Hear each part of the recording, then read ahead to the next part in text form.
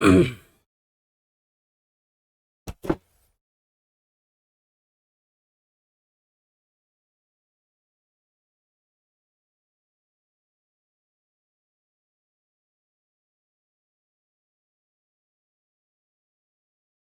Hello, audio clear?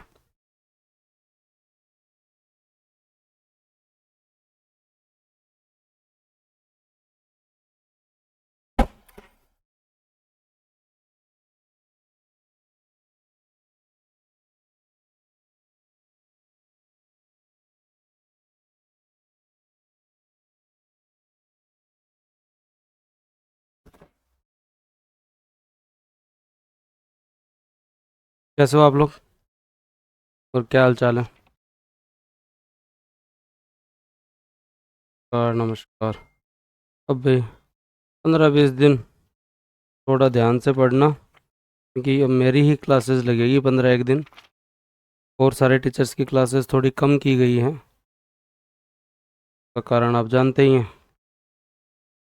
थोड़ा सा time मेरे को एक्स्ट्रा दो आप लोग।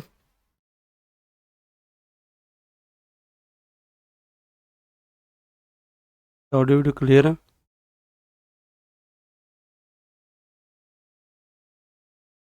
करेक्ट है।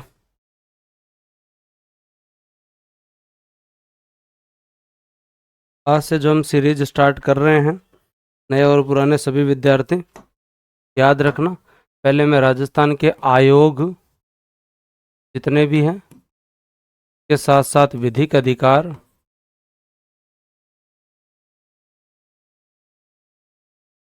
जिला प्रशासन,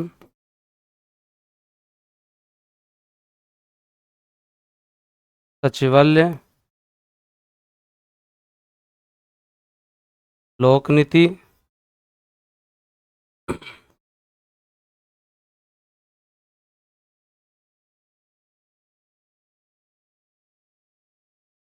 नागरिक अधिकार पत्र, ये 6-7 टॉपिक कवर करवाने की कोशिश करूँगा। टाइमिंग दिन में ही रहेगी, क्योंकि मैंने अभी अवकाश ले लिया है। तो आप सबको इनकी पीडीएफ आज ही जो है वो एडवांस में मिल जाएगी। अब बस थोड़ा सा, अभी आपकी जितनी भी क्लासेस चल रही है, स्पेशली 15 दिन तक मैंने उन क्लासेस को कम किया है, क्योंकि मैं आप लोगों को स्टेट पॉलिटी का ये पोर्शन कवर करवाना चाहता हूँ। अभी असिस्टेंट प्रोफेसर का एग्ज़ाम हुआ था, उसमें भी आप लोगों ने देखा होगा कि मैक्सिमम क्वेश्चंस जो हैं, जितना स्टेट पॉलिटी के बेसिक से आ रहे हैं उतने ही क्वेश्चन इससे आ रहे हैं। जैसे अभी केवल एक एग्ज़ाम में ही जो आयोग के 3 क्वेश्चन पूछ लिए, तो हर दिन हम एक एक आयोग कवर करेंगे। करंट की क्लास क्यों नहीं आ रही है ना, सुबह योजना आ रही है करंट की, यूट्यूब पे शाम को 8 बजे वापस आ जाएगी। तो टाइम यही रहेगा 1 से 3, और उसके साथ साथ जो है वो दोस्तों आपके यहाँ 3 से 5 इंडियन पॉलिटी फिक्स टाइम है। एक बार इस टाइम के अंदर जो है वो मैंने एप्लीकेशन डाली है, छुट्टी के भी तो 4 दिन की मिली है, लेकिन मुझे मिल जाएगी दिसंबर तक। मैं नए साल से मतलब 31 दिसंबर तक मेरे को छुट्टियां मिल जाएगी, तो मैं नए साल तक आप लोगों को जो है वो कवर करवा दूंगा। तो कृपया करके निवेदन रखना, और मैं भी ये कमिटमेंट करता हूँ कि इस बार मैं ये सारी चीज़ें कवर कराऊँ, ताकि आप लोगों को थोड़ा और कॉन्फिडेंस आए, और नए साल से आप इन 2 सब्जेक्ट को रिवीजन में डाल दें, इंडियन पॉलिटी और स्टेट पॉलिटी को, और आगे का पढ़ते रहें। नए पुराने सभी विद्यार्थी एक बार इनको अपडेट करके पढ़ लो, और उसके बाद में जो है आगे की बात करेंगे। ठीक है? नीलू जी हो गए हैं पुराने बैचेज में, कईयों के अंदर जो पंचायती राज तक भी हो गए। कुछ नए बैच है उनको मैं स्टेट पॉलिटी बाद में करवाऊंगा, पहले मैं आयोग और ये करवाऊंगा। तो नए पुराने में कोई दिक्कत नहीं है। अब हमें सबसे पहले इनको जो है वो आपके सिलेबस के अनुसार टिक लगवा के मैं करवा दूंगा। तो अब एक बार पेशेंस रखना। सबसे पहले हम माननीय आरपीएससी को प्रणाम करते हुए आरपीएससी से चालू कर देते हैं, क्योंकि आरपीएससी ही खतरनाक प्रश्न बना रही है। तो आरपीएससी को जो है वो दंडवत प्रणाम करते हुए हम आरपीएससी के क्वेश्चन चालू कर दें। तैयार हो? करें स्टार्ट? बुक सबके पास है नहीं है, वो मार्केट में जाके आपके स्पेशली स्टेट पॉलिटी की किताब ला सकते हैं। नहीं लाए तो हम आपको पीडीएफ दे देंगे। ठीक है? डन? हाँ, नहीं नहीं नहीं, करें स्टार्ट? आ जाओ। स्पेशली आरपीएससी से संबंधित 1.25 घंटा लगेगा। आरपीएससी में डिटेल से पढ़ेंगे। आरपीएससी से संबंधित जो क्वेश्चंस ज्यादातर आते हैं, कभी भी आयोग वाले जितने भी क्वेश्चंस होते हैं, उनमें एक चीज ध्यान रखना, या तो कोई करंट अपडेट है आयोग के अंदर, या तो कोई आयोग में करंट अपडेट है उनसे क्वेश्चन आता है, या जो है वो दोस्तों आयोग के संवैधानिक प्रावधान, और जो संवैधानिक प्रावधान या विधिक प्रावधान है, संवैधानिक या विधिक प्रावधान है, इनसे क्वेश्चन जो आते हैं वो जनरली ऐसे क्वेश्चन आते हैं, आयोग में सदस्य की पात्रता क्या है, उसका जो है वो दोस्तों कार्यकाल कितना होगा, उसका जो है वो क्या कार्यकाल क्या होगा, कार्यकाल क्या होगा, उसके साथ साथ उसके हटाने की प्रक्रिया क्या है, हटाने की प्रक्रिया क्या है, आयोग की संरचना क्या है, आयोग के वेतन भत्ते क्या हैं, वेतन भत्ते क्या हैं, आयोग के कार्य क्या हैं, ये क्वेश्चंस आते हैं। इनके लिए बच्चा वैसे ही तैयार रहता है। या फिर आयोग से प्रश्न आते हैं तथ्यात्मक क्वेश्चन, और तथ्यात्मक जनरली आपके प्रथम अध्यक्ष कौन थे, मैक्सिमम कार्यकाल वाले कौन हैं, मिनिमम कौन है, कार्यवाहक कौन है आपके यहाँ पर, ठीक है। उसके अलावा ऐसे अध्यक्ष या सदस्य कौन है जो यूपीएससी में भी गए हैं, महिला सदस्य कौन है, 3 प्रकार के क्वेश्चंस हमें जो है वो देखने को मिलते हैं। हाँ एकदम प्रॉपर संदीप जी, टेंशन लेने की जरूरत ही नहीं है। ये 3 प्रकार के क्वेश्चन हमें देखने को मिलते हैं और हम तीनों प्रकार के क्वेश्चंस के ऊपर जो है वो चर्चा करेंगे। सभी से निवेदन है कि आपको आगे आने वाले 10 दिन की क्लासेस की पीडीएफ आज आपको एक साथ ही मिल जाएगी, तो आपको टेंशन लेने की जरूरत नहीं है, ठीक है। आप प्रिंट निकलवा लेना, नहीं तो आप बुक ले आना। अभी भी कोई पीडीएफ की इच्छा रख रहा है तो भाई अब तो किताब नहीं लाए हो, वो भी स्टेट पॉलिटी बूस्टर अकेडमी पे हो, तो क्या मतलब भोड़े हो या विश्वास नहीं बनाए, क्या कारण, अब तो ले आओ अपने इंस्टीट्यूट की किताब, तो जरूर ले आओ भाई। अब एक बार प्रियंका जी केवल पॉलिटी पे थोड़ा सा फोकस कर लो, और आपका शेड्यूल हर बैच का अपना अपना डाला हुआ है, मैं उसके ऊपर अब चर्चा नहीं करूंगा, कमेंट सेक्शन में तभी ओपन करूंगा जब उसकी जो आवश्यकता होगी, जब उसकी जो है वो आवश्यकता होगी। और स्टार्ट करते हैं स्पेशली हम सबसे पहले आरपीएससी के साथ ही जो स्टार्ट करते हैं। सबसे बेसिक क्वेश्चन जो इस बार भी पूछा गया था, और वो बेसिक क्वेश्चन आप लोगों का जो था वो किस चीज का था भाई, बेसिक क्वेश्चन याद रखना कि जो है वो ये आयोग की प्रकृति क्या है। तो यहां 2 प्रकार के क्वेश्चन होते हैं, एक हम बोलते हैं संवैधानिक आयोग, और कोई भी संवैधानिक आयोग या संवैधानिक संस्था कॉन्स्टिट्यूशनल बॉडी, और एक होता है आपका वैधानिक आयोग, या उसे बोल सकते हैं विधिक आयोग, या उसे बोल सकते हैं सांविधिक आयोग, या उसे बोल सकते हैं सांविधिक। लीगल बोले चाहे स्टैच्यूटरी बोले, शब्द एक ही है। इन दोनों का डिफरेंस पहले दिन से ही कवर कर लेना ताकि जो है वो दिक्कतें आए नहीं। ये आयोग क्या क्या है, किस किस प्रकार के हैं, इनको भी जो है वो दोस्तों डे 1 से ही याद करते जाओ ताकि जो है किसी प्रकार की दिक्कत ना हो। संवैधानिक आयोग जनरली वे होते हैं जिनके बारे में या तो संविधान में उल्लेख हो, या तो जिनके बारे में मूल संविधान में उल्लेख हो, मूल संविधान में जिनका उल्लेख हो, या फिर जो है उनके लिए कोई संविधान संशोधन हुआ हो, संविधान संशोधन हुआ हो, या उनके लिए कोई संविधान संशोधन हुआ हो। मतलब मोटा मोटी बात है कि जिसका किसी न किसी उन्नत अनुच्छेद में उल्लेख हो, जिसका किसी न किसी अनुच्छेद में उल्लेख हो। बेसिक जैसे अगर हम लोग बात करें आरपीएससी, तो आरपीएससी का भी हम जो है वो पढ़ेंगे, अनुच्छेद में उल्लेख है। अगर हम बात करें राजस्थान निर्वाचन आयोग, तो 73वें संविधान संशोधन द्वारा लाया गया। राजस्थान का वित्त आयोग अगर हम लोग पढ़ें तो आपके यहाँ पर 73वें संविधान संशोधन द्वारा बना, मेंशन है, मेंशन है, याद रखना। ये आपके संवैधानिक आयोग होते हैं जिनका स्पेशली जो है वो कहीं न कहीं संविधान में, या तो बेसिक संविधान में जैसे हमने 315 में लिख रखा है, एक जो आरपीएससी होगा एक यूपीएससी होगा। हमने संविधान संशोधन 73वें या 74वें से निर्वाचन आयोग और वित्त आयोग की व्यवस्था बना रखी है, या फिर ऐसे आयोग जिनके लिए विधानमंडल या संसद ने कानून बनाया है। ऐसे आयोग जिनके लिए विधानमंडल या संसद द्वारा पारित अधिनियम हो, पारित एक्ट के द्वारा स्थापना हो। लीगल हो गया ना, एक्ट आते हैं। जैसे मानवाधिकार आयोग के लिए हम मानवाधिकार अधिनियम लेकर आए, मानवाधिकार आयोग के लिए हम मानवाधिकार अधिनियम लेकर आए। सूचना आयोग के लिए हम जो है वो दोस्तों सूचना का अधिनियम लेकर आए। लोकायुक्त के लिए हम जो है वो दोस्तों लोकायुक्त एक्ट लेकर आए। ये कुछ ऐसी संस्थाएं हैं जो संविधान में तो उल्लेख नहीं है पर लीगल है, क्योंकि इसके लिए हमारे यहाँ पर स्पेशली विधानमंडल ने जो है वो कोई ना कोई एक्ट पारित किया है। और इन चीज़ों के ऊपर हम लोग जो है वो अच्छे से चर्चा करेंगे। हर जो आयोग आएगा उसके बारे में बताऊंगा। ये एक जो है वो फंडामेंटल कॉन्सेप्ट है कि कॉन्स्टिट्यूशनल बॉडी क्या होती है, जिसका संविधान में मेंशन हो या कॉन्स्टिट्यूशनल अमेंडमेंट एक्ट के द्वारा हमने मेंशन किया हो। लीगल बॉडी क्या होती है, जिसके लिए कोई ना कोई जो है वो कानून पारित हो और उसके द्वारा स्थापना की गई हो। अब हम बात करते हैं हमारी स्पेशल आरपीएससी के बारे में। राजस्थान लोक सेवा आयोग का जो फैक्चुअल पोर्शन है हिस्ट्री, वो भी हम पढ़ेंगे। जो आपके संवैधानिक पक्ष हैं वो भी हम लोग पढ़ेंगे। तो सबसे पहले हम लोग जो है वो राजस्थान लोक सेवा आयोग के संवैधानिक पक्ष को पढ़ेंगे और उसके बाद में इसकी हिस्ट्री को पढ़ेंगे। फिर हम देखेंगे कब स्थापना हुई, कौन बना, क्या मामला है।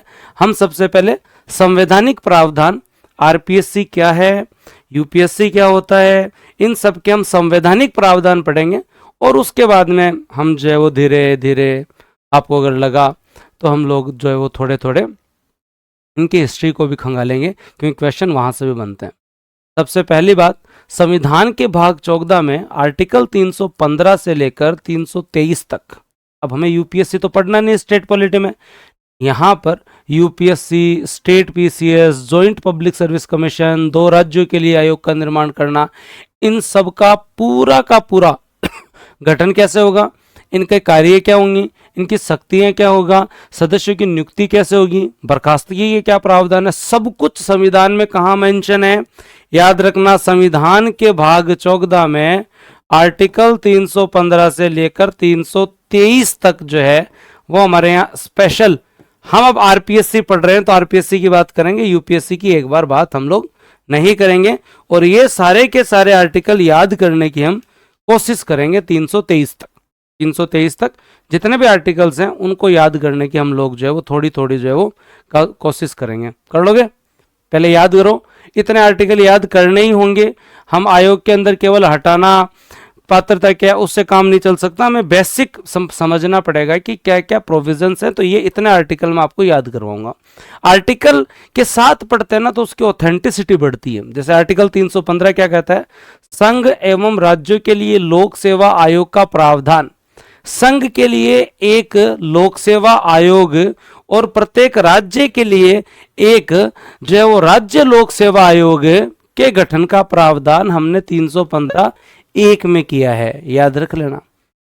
संघ मतलब केंद्र सरकार के लिए यूपीएससी, और हर स्टेट के लिए जो है वो दोस्तों आपका जो है वो क्या स्पेशल है, पीसीएस। अब मैं यहाँ यूपीएससी के प्रावधान नहीं पढ़ाऊंगा। अगर 2 या 2 से अधिक राज्यों की आपसी सहमति होने पर उनके लिए एक संयुक्त लोक सेवा आयोग के गठन का प्रावधान भी है। इस प्रावधान हेतु संबंधित विधेयक प्रत्येक राज्य अपने विधानमंडल के सदन के द्वारा, जहां 2 सदन है वहां प्रत्येक सदन द्वारा उसके पश्चात पारित करके भेजेगा। फिर संसद उन राज्यों की आवश्यकताओं की पूर्ति करने के लिए कानून बनाएगी। फिर जाके एक जो जॉइंट पब्लिक सर्विस कमीशन बनेगा, जो कि राजस्थान में नहीं है। अगर जैसे मान लो यूपी और एमपी को जो है वो अपने यहाँ पर है, एक यूपी और एमपी को लगता है कि उनके लिए एक जॉइंट संयुक्त लोक सेवा आयोग बना दो। क्या बना दो? संयुक्त लोक सेवा आयोग बना दो, जॉइंट पब्लिक सर्विस कमीशन बना दो। तो भाई यूपी और एमपी क्या करें, दोनों अपने अपने विधानमंडल से, यूपी के विधानमंडल और एमपी के विधानमंडल दोनों से प्रस्ताव पारित करें, और प्रस्ताव पारित करके ये प्रस्ताव जो है वो संसद तक भेजें। ये प्रस्ताव कहां तक भेजेंगे? संसद तक भेजेंगे, और संसद इसको प्रस्ताव को पारित करे, तब जाके राष्ट्रपति साहब जो है ना एक जॉइंट पब्लिक सर्विस कमीशन बनाते हैं, जो कि अभी हमारे यहाँ कहीं नहीं बना हुआ। और ना ही राजस्थान में बना हुआ। बात खत्म। हाँ श्योर, कोई दिक्कत नहीं है। जॉइंट पब्लिक सर्विस कमीशन की भी तरफ भी नहीं चलेंगे, केवल आरपीएससी के बारे में बात करेंगे। अब अगर कभी ऐसा हो सकता है कि बीच में मांग चली थी कि अब तो आरपीएससी बहुत अच्छा काम कर रही है, यूपीएससी को कोई काम करवाना हो तो आरपीएससी से करवा लो, बीच में चर्चा चल रही थी। अगर भर्ती नहीं समझ रही है तो यूपीएससी को दे दो, ऐसे यूपीएससी को कैसे दे सकते हैं। याद रखें आर्टिकल 315(5) कहता है कि यदि किसी राज्य का राज्यपाल यूपीएससी से किसी कार्य या आवश्यकता के लिए अनुरोध करता है तो यूपीएससी राष्ट्रपति के अनुमोदन के बाद राज्य के निर्धारित कार्य एवं आवश्यकताओं की पूर्ति कर सकेगा। यह भी 315 में मेंशन है। इसका मतलब क्या हुआ कि अगर किसी राज्य का राज्यपाल आर्टिकल 315 के तहत, अगर राज्यपाल, याद रखना, अगर राज्यपाल किसी भी राज्य का वो यूपीएससी से अनुरोध करता है, यूपीएससी से अनुरोध करता है कि भाई ये इतना सा काम आप हमारा कर दो, आरएस का पेपर करवा दो आप, ठीक है, तो इस कंडीशन में यूपीएससी राष्ट्रपति की अनुमति के पश्चात या राष्ट्रपति के अनुमोदन के पश्चात ये काम करके दे सकती है। इसके लिए आरपीएससी को हटाने की जरूरत नहीं है। अनुमोदन के पश्चात, राष्ट्रपति के अनुमोदन के पश्चात, याद रख लेना, यूपीएससी राष्ट्रपति के अनुमोदन के पश्चात राजस्थान का कोई काम करके दे सकती है। ये 315 कहता है। ये क्या कहता है?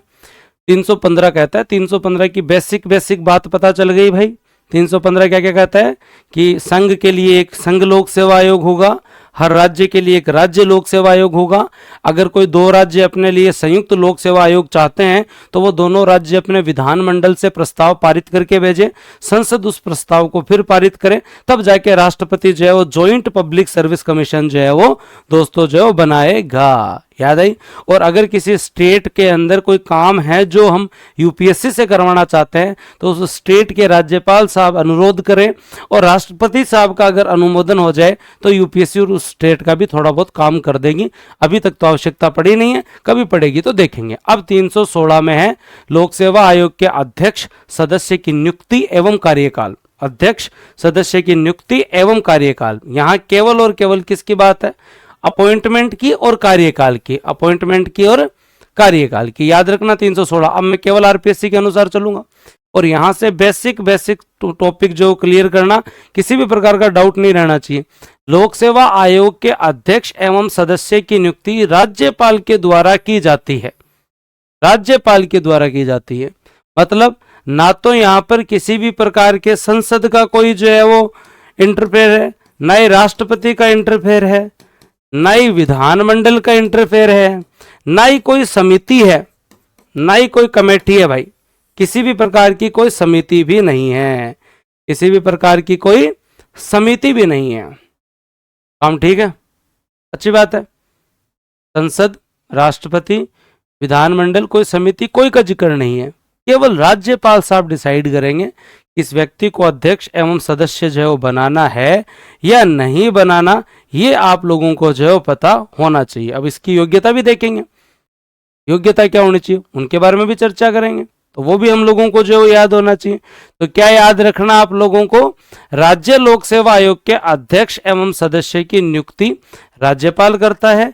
कार्यकाल 6 वर्ष या 62 की आयु पूर्ण होने तक, जो भी पहले हो, या तो 6 का टेन्योर आप पूरा कर लो या 62 की आयु, या तो 6 का टेन्योर आप पूरा कर लो या फिर 62 की आयु। तो याद रख लेना कार्यकाल 6 वर्ष या 62 की आयु, क्योंकि स्टार्टिंग में हमने अधिकतम कार्यकाल जो है 60 वर्ष कर रखा था, लेकिन 41 कॉन्स्टिट्यूशनल अमेंडमेंट एक्ट के द्वारा 41वें संविधान संशोधन अधिनियम के द्वारा 41वें संविधान संशोधन अधिनियम के द्वारा हमने उम्र 62 कर दी। पहले हाईकोर्ट के जज की भी 60 थी, वह भी जो है वो दोस्तों आपके यहाँ पर बढ़ाकर हमने कितनी कर दी? हाईकोर्ट के जज साहब की भी 62 कर दी थी, और वो तो 15वें संविधान संशोधन से थी।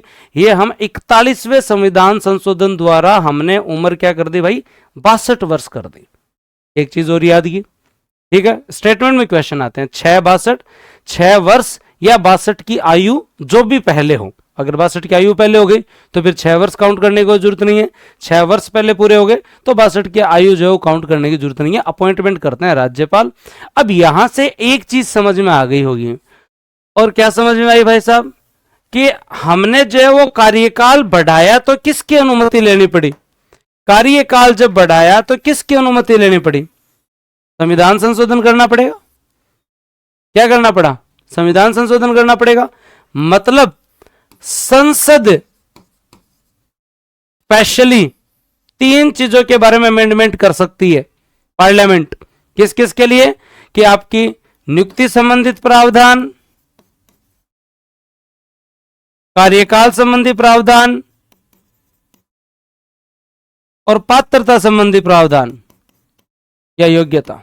ये राज्यपाल डिसाइड नहीं करते हैं, यह आपका संविधान का भाग 14 है और आप आर्टिकल पढ़ रहे हैं 315 से 23।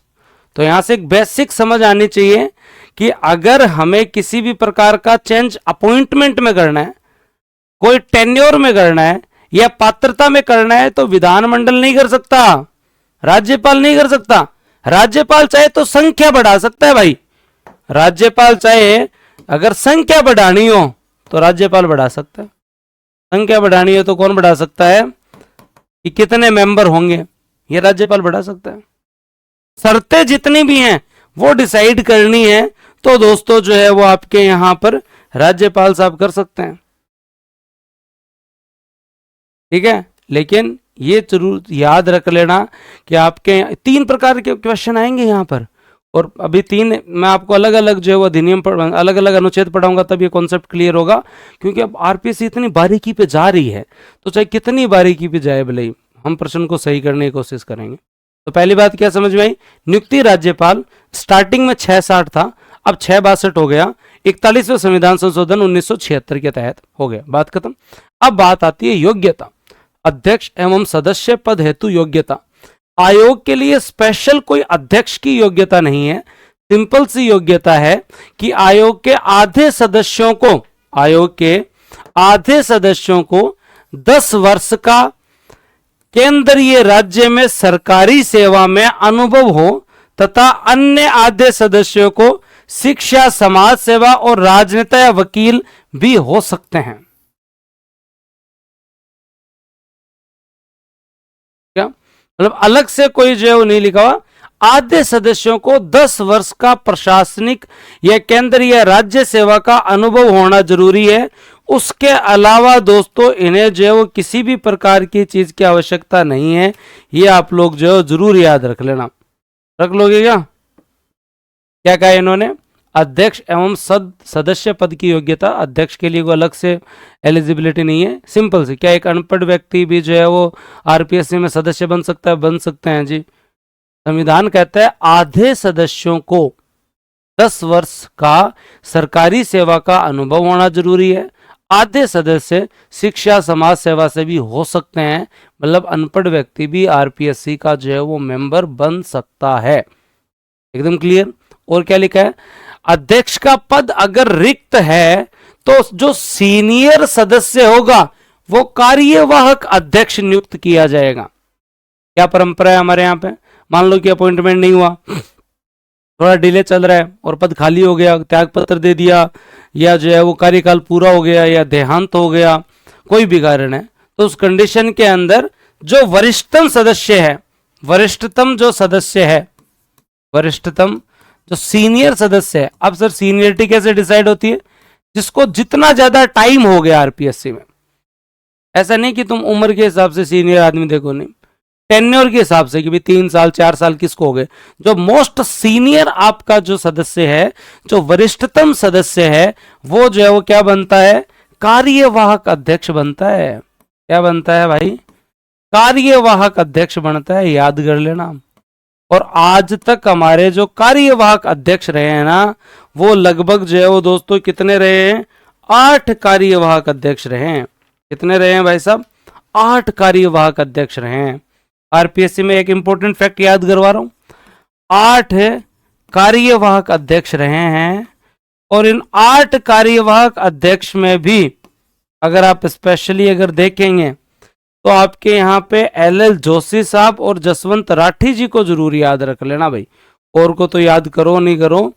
LL जोशी साहब, आपके जो LL जोशी साहब हैं और जसवंत राठी जी हैं, इन दो को जरूर याद रख लेना। क्यों याद रख लेना? क्योंकि LL जोशी साहब पहले भी थे और मैक्सिमम कार्यकाल वाले कार्यवाहक थे। ये जो है वो दोस्तों आपके मिनिमम कार्यकाल वाले कार्यवाहक हैं जसवंत राठी जी। जसवंत राठी जी, एक फैक्ट में अच्छा सा फैक्ट यहीं पे याद करवा रहा हूं ताकि किसी प्रकार की कोई दिक्कत ना रहे, किसी प्रकार की कोई दिक्कत ना रहे। मेरे हिसाब से तो नहीं रहेगी, अब नहीं रहेगी ना? बताओ, बैठ रहा है दिमाग में? बैठाए रखो साथ के साथ ही ताकि याद होता जाए। क्या याद किया हमने? 300 जो आपका 316 चल रहा है, इस 316 के अंदर अपॉइंटमेंट राज्यपाल, कार्यकाल 662, अब पहले 660 था। पात्रता आधे लोगों को 10 साल की सरकारी सेवा का अनुभव। जो सीनियर मोस्ट मेंबर होगा वही कार्यवाहक अध्यक्ष नियुक्त होगा। आज तक आरपीएससी की हिस्ट्री में 8 कार्यवाहक जो है वो दोस्तों जो है वो क्या हुए हैं? अध्यक्ष में हैं। उनमें पहले LL जोशी साहब थे जो मैक्सिमम टाइम तक रहे, और जसवंत राठी साहब जो कि मिनिमम टाइम तक रहे। ये कार्यवाहक अध्यक्ष के 2 अच्छे फैक्ट मैंने याद करवाए ताकि आगे जाएं तो थोड़ा थोड़ा हमें जो है वो याद हो जाए, हो जाएगा। अब चलो आगे बात करते हैं। नियुक्ति कार्यकाल हो गया, तो आरपीएससी के अध्यक्ष एवं सदस्यों को हटाने की प्रक्रिया, आरपीएससी के अध्यक्ष एवं सदस्यों को हटाने की प्रक्रिया, यहां पर फिर याद रखना है कि ये राज्यपाल के प्रसाद पर्यंत नहीं है कि इनको जब चाहे राज्यपाल साहब हटा दे, या राज्यपाल साहब तो हटा ही नहीं सकते। इनकी प्रक्रिया को देखना आप। राजस्थान लोक सेवा आयोग के अध्यक्ष एवं सदस्यों को हटाने के लिए उन्हें केवल कदाचार के आधार पर, मिसकंडक्ट के आधार पर हटाया जा सकता है। सुप्रीम कोर्ट की जांच होने के बाद हटाया जा सकता है, और हटाने का काम राष्ट्रपति साहब करते हैं, राज्यपाल नहीं कर सकते हैं। राज्यपाल तो केवल निलंबित कर सकते हैं। 318 क्या कहता है? राज्यपाल तो केवल और केवल जो निलंबित कर सकते हैं। याद रखना, राजस्थान लोक सेवा आयोग के अध्यक्ष एवं सदस्यों को हटाने की जो प्रोसेस है बड़ी सिंपल सी है, दोनों के लिए सेम है। सस्पेंशन और रिमूवल में अंतर होता है। सस्पेंशन, निलंबन का मतलब होता है अस्थायी तौर पे हटाना। जब तक जांच चल रही है तब तक उस व्यक्ति को हटा देना ताकि वह पद के कर्तव्य का पालन ना करे, वो एक बार जो उस संस्था से दूर हो जाए। उसे एक आजीविक भत्ता भी दिया जाता है, एक अलाउंस भी दिया जाता है, आजीविका भत्ता भी दिया जाता है। जैसे भी बाबूलाल कटारा को हमने निलंबित कर रखा है, राज्यपाल साहब केवल निलंबन कर सकते हैं। रिमूवल का मतलब है पद से हटाना, एकदम कंप्लीटली हटा देना, वापस मुड़ के ही नहीं आ सकता। यहां अगर जांच में तो उसे नहीं पाया जाता तो वापस आ सकता है, ठीक है। तो याद रखना 300। अब कदाचार क्या होता है? कदाचार का मतलब आप कोई संविदा, समझौता, उनके प्राप्त लाभ में सहभागी हैं, आपने कोई इकोनॉमिक बेनिफिट लिया है, आपने कोई आर्थिक लाभ प्राप्त किया है, या आप जो है वो दिवालिया घोषित हो गए हैं, या आप कोई अन्य वैतनिक कार्य कर रहे हैं, या राष्ट्रपति की राय में आप मानसिक एवं शारीरिक दुर्बलता के कारण कार्य करने में असमर्थ हैं। शारीरिक दुर्बलता के कारण आप कार्य करने में असमर्थ हैं। ये सारे काम हो तब जाके किसी व्यक्ति को जो हटाया जा सकता है। तो 317 जो है वो अच्छे से याद करना, और 317 में स्पेशली इन्होंने जो क्या बताया है, हटाने की बात हुई है। 317 में हटाने की बात है। 17 खतरा मतलब हटाना, याद रह जाएगा। हटाने की बात अगर हो तो आधार जो है वो कदाचार है। आधार जो है वो क्या है? कदाचार है। दूसरी इंपॉर्टेंट चीज, जांच कौन करेगा? सुप्रीम कोर्ट करेगा। हटाएंगे कौन? राष्ट्रपति साहब। राष्ट्रपति साहब।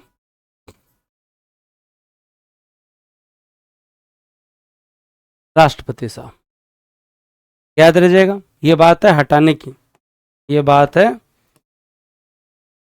हटाने की।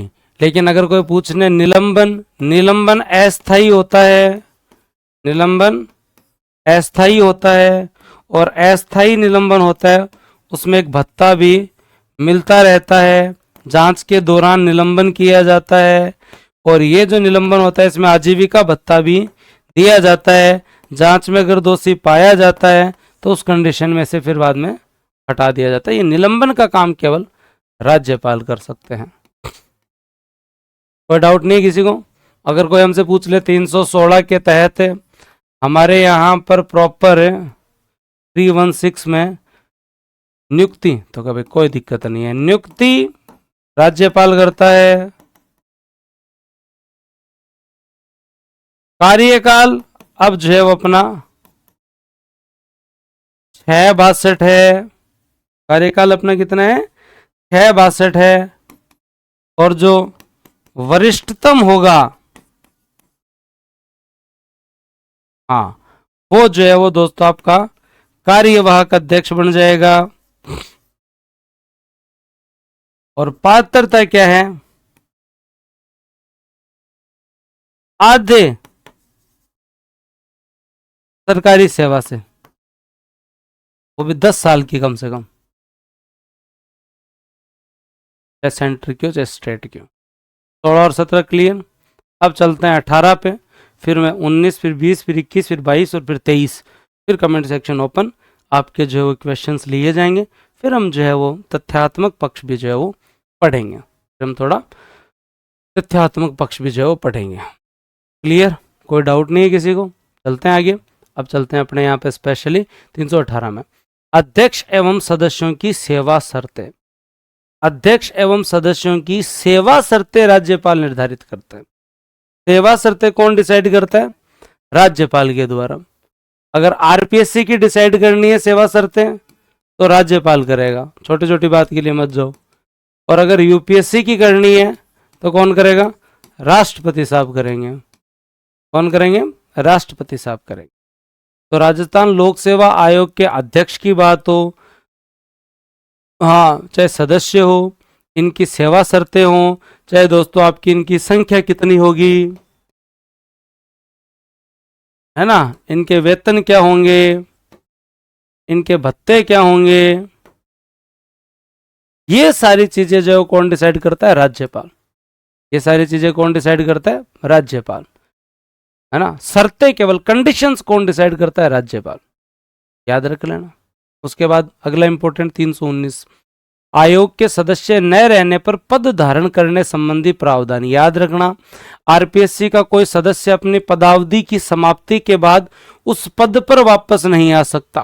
कोई भी अगर सदस्य है तो उस पद पर नहीं आ सकता, मतलब सदस्य जो है वो वापस सदस्य नहीं बन सकता। अगर सदस्य चाहे तो वापस अध्यक्ष बन सकता है, या सदस्य चाहे तो यूपीएससी में सदस्य बन सकता है, या सदस्य चाहे तो यूपीएससी में अध्यक्ष बन सकता है, या सदस्य चाहे तो अन्य पीसीएस में अध्यक्ष बन सकता है, लेकिन वापस उसी पद पे नहीं आ सकता। लोक सेवा आयोग का अध्यक्ष सदस्य को योग्यता के आधार पर यूपीएससी में अध्यक्ष एवं सदस्य बनाया जा सकता है। लेकिन हमारे जो अध्यक्ष साहब हैं, याद रखना, वो वापस अध्यक्ष नहीं बन सकते। सदस्य वापस नहीं बन सकता, अध्यक्ष वापस नहीं बन सकता। हाँ, वो अगर चाहे तो यूपीएससी में जा सकते हैं अध्यक्ष या मेंबर के रूप में।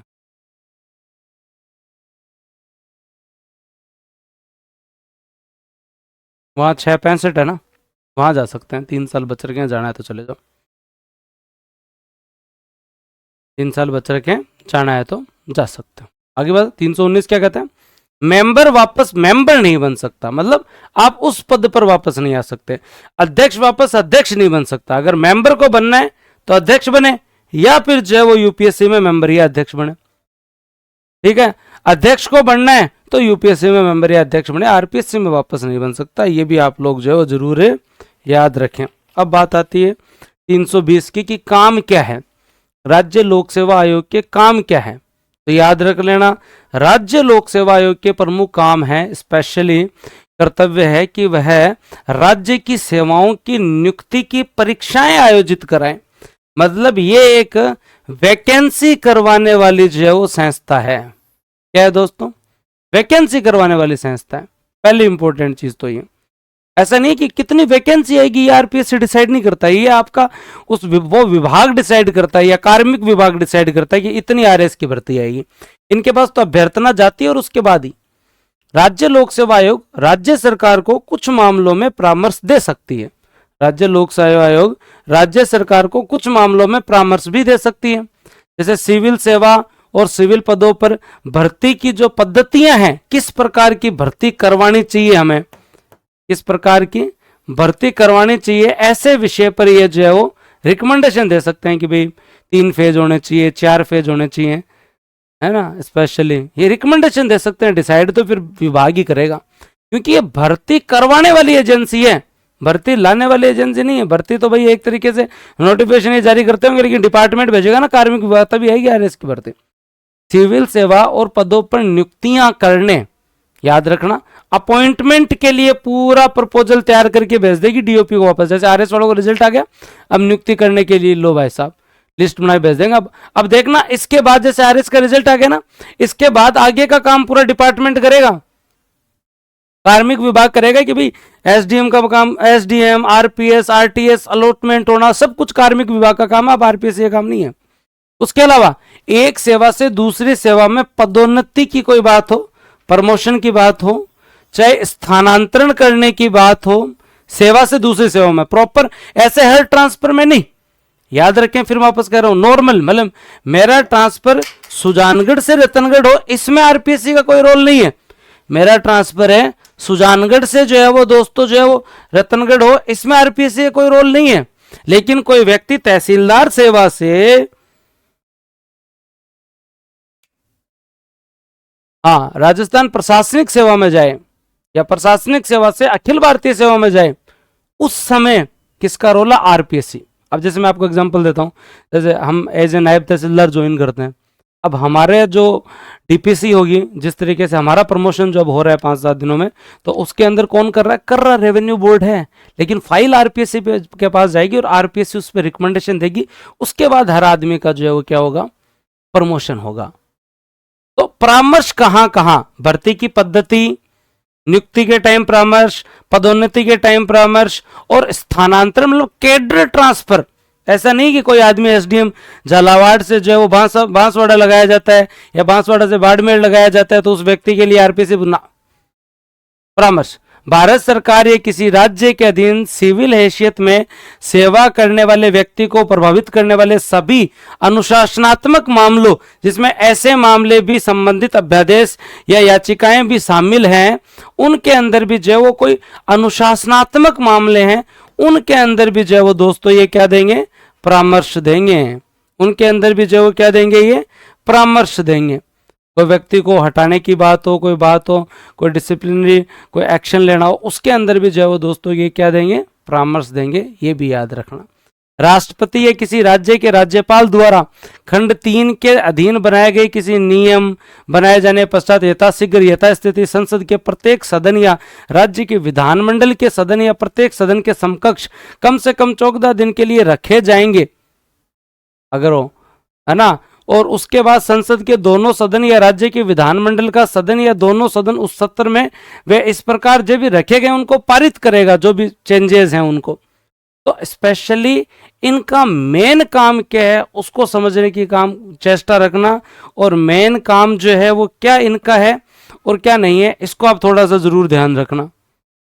और वो क्या है, क्या क्या ये कर सकते हैं? भर्ती का आयोजन ये कर सकते हैं। कहां सर, ये तो समझ में आ गया, ठीक है। किन किन मामलों में ये परामर्श दे सकते हैं? भर्ती की पद्धति क्या हो, किसी व्यक्ति का पदोन्नति या कैडर चेंज होना, या अनुशासनात्मक कार्यवाही कर रहा है डिपार्टमेंट,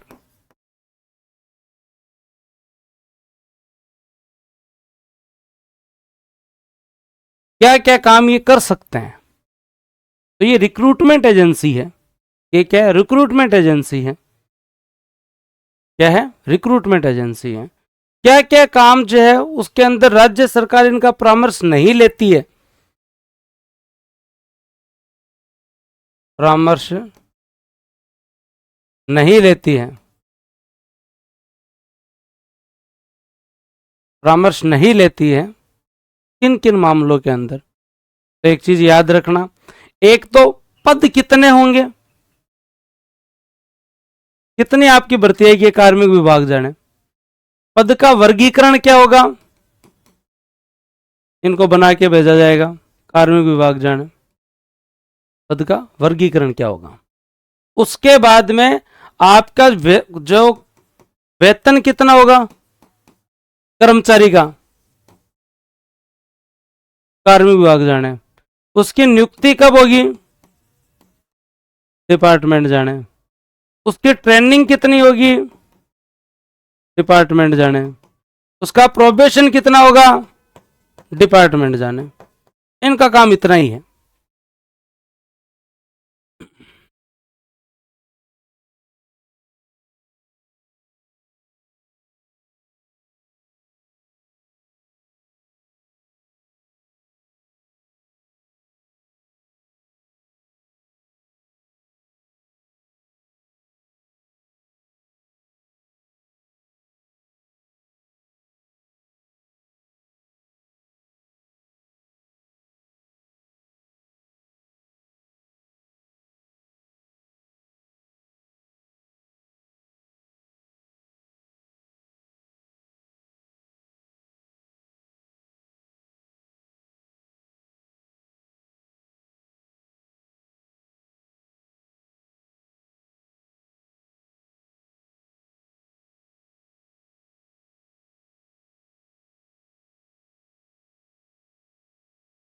ये सारा काम किसका है, डिपार्टमेंट का या कार्मिक विभाग का। इनका काम ये केवल रिक्रूटमेंट की जो संस्था है, याद रख लें। अब 321 क्या कहता है, 321 कहता है आपके यहाँ स्पेशली लोक सेवा आयोग के कार्यों का विस्तार कौन कर सकता है। तो याद रखना, राज्य विधानमंडल विधि बनाकर आरपीएससी के कार्यों का विस्तार कर सकती है। याद रह जाएगा। हाँ, विधि द्वारा गठित किसी निगमित निकाय की सेवाओं के संबंध में राज्य लोक सेवा आयोग के कृत्यों का विस्तार संसद द्वारा किया जाएगा। दो प्रकार के काम हैं, इन दोनों को भी काम समझें कि अगर यहां पे पूछा जाए कि कार्य का विस्तार कौन कर सकती है, कार्य का विस्तार, ये काम भी जी आपको ही करना है। ठीक है, तो ये कौन करेगा, हमारा राजस्थान विधानमंडल, राजस्थान विधानमंडल।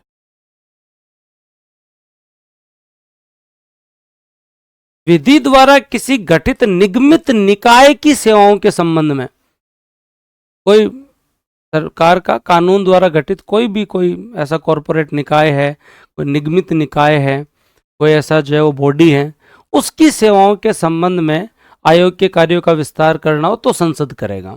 तो ये और डिटेल है, लेकिन बेसिक बात यह है कि कार्यों का वो, ये तो एक अपवाद है कि अगर कोई विधि द्वारा गठित कोई आयोग है, जैसे कोई सेंट्रल गवर्नमेंट ने कोई आयोग बनाया जो स्टेट में काम करेगा, उससे संबंधित कार्य आरपीएससी करेगी या नहीं करेगी, ये जो सेंट्रल गवर्नमेंट की संसद डिसाइड करेगी।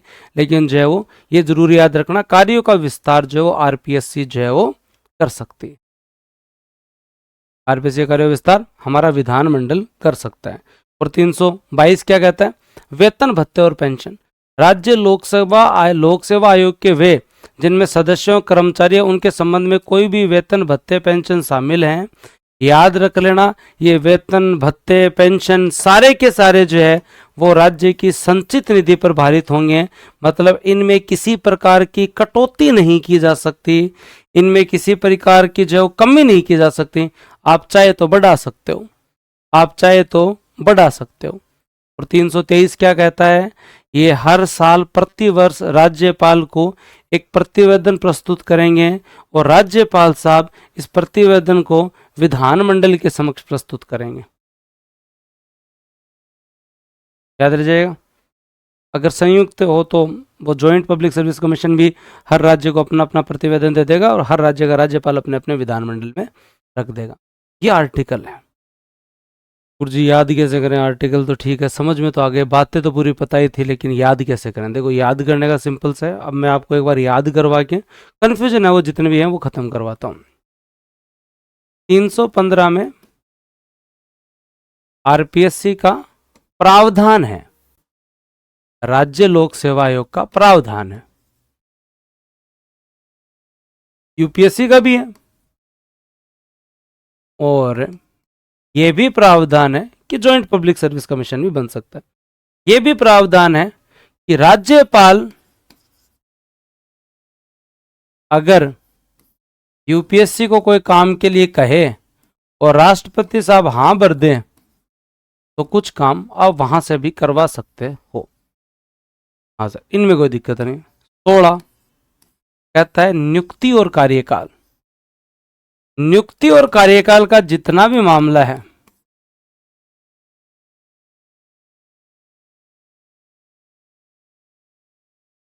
और चाहे आपकी पात्रता हो, सब कुछ संसद इनमें चाहे तो परिवर्तन कर सकती है। कैसे कर सकती है? क्योंकि इसके लिए संविधान संशोधन करना पड़ता है।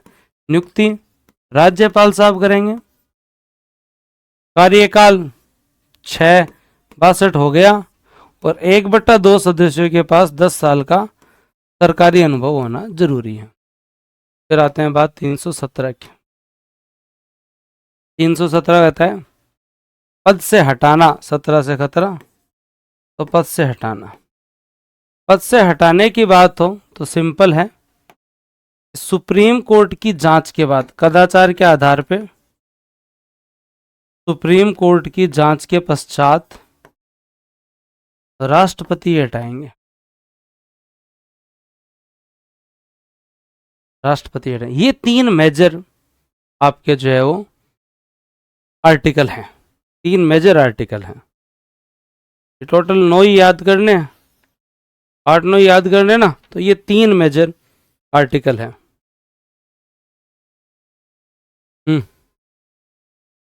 क्लियर? अब बात करते हैं 18, 19 और 20 की, फिर बात करेंगे 21, 22 और 23 की। 18, 19 और 20 क्या कहता है आपका? स्पेशली 318 क्या कहता है? सेवा शर्तें, और इसमें आती है संख्या भी।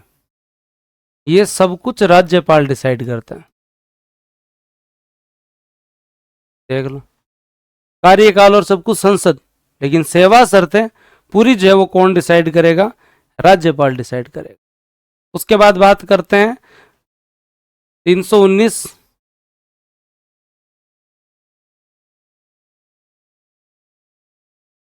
तो अब सेवानिवृत्ति के बाद आप कहां? सेवानिवृत्त होने के बाद तो भाई देखो, मेंबर जो है वो यूपीएससी में मेंबर या अध्यक्ष बन सकता है, और मेंबर जो है वो अध्यक्ष भी बन सकता है। अध्यक्ष साहब वापस यहां अध्यक्ष नहीं बन सकते, यूपीएससी में मेंबर और अध्यक्ष बन सकते हैं, आपको कोई मना नहीं कर रहा, पढ़ो भले यहाँ पर आप। और 320 क्या कहता है? कार्य।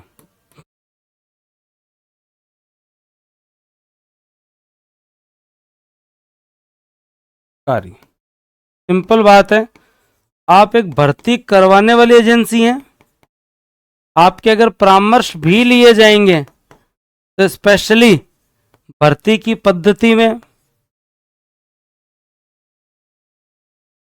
किसी के प्रमोशन में, किसी पे अनुशासनात्मक कार्यवाही में,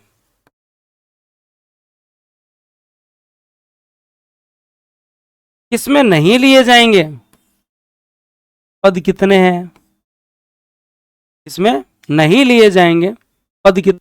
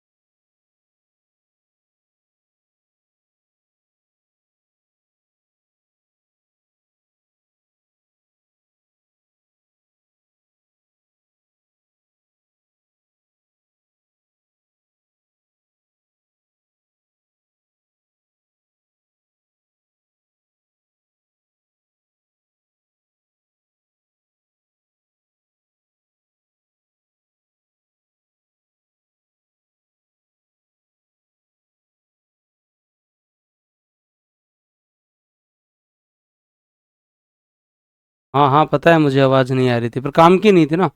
23 में रिपोर्ट, 22 में वेतन भत्ते, 21 में कार्य विस्तार। अब किसी को कोई डाउट हो तो पूछो।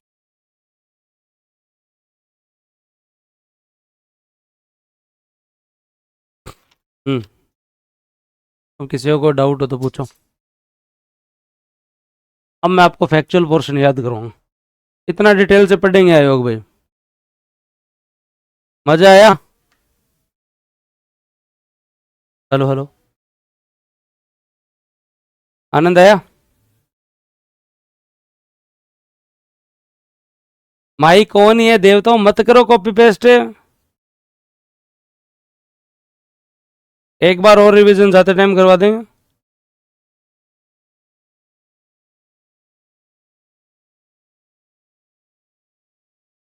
जाते टाइम करवा देंगे। एक बार और रिवीजन जाते टाइम करवा देंगे।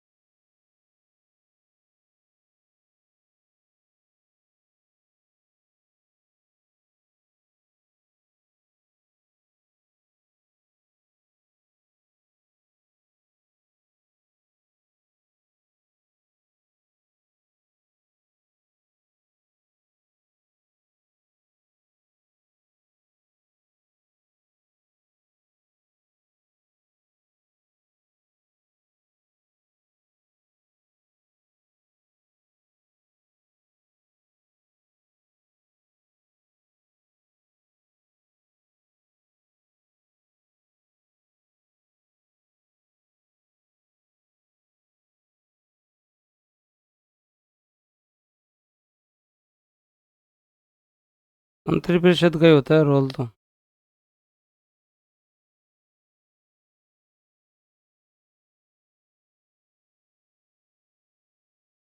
हो जाएगा।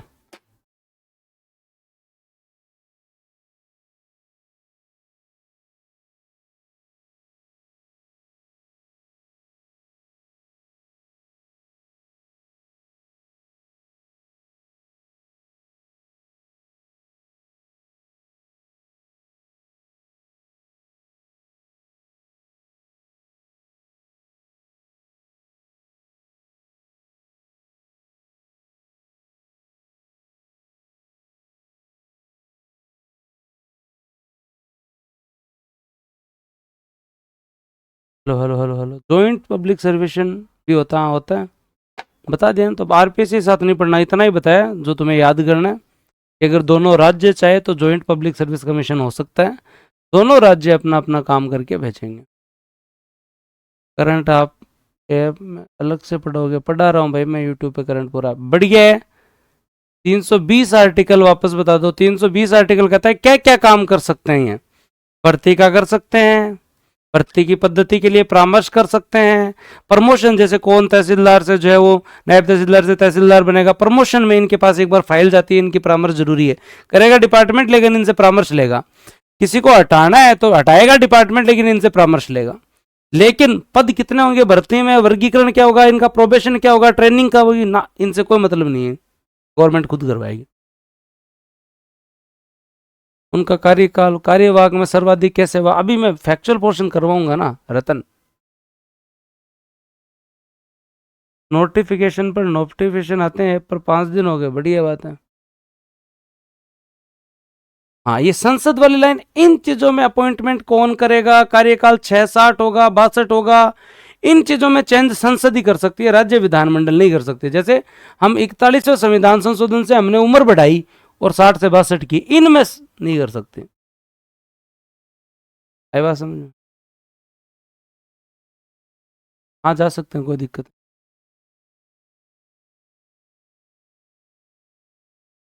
तो। हाँ जी, दिलबर जी जरूर। समझ में आई है, बैठा है दिमाग में। अब आगे चलूं और आगे चल के, हाँ 321 समझा दिए बेटा।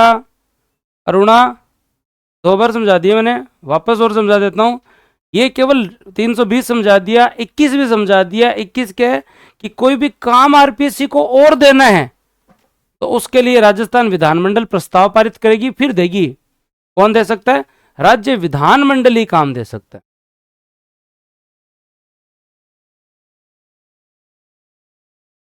सेवा शर्तें राज्यपाल ही डिसाइड करता है, बात खत्म। अलाभकारी परिवर्तन मतलब वेतन में कमी की ही नहीं जा सकती, कॉन्स्टिट्यूशनल बॉडी है।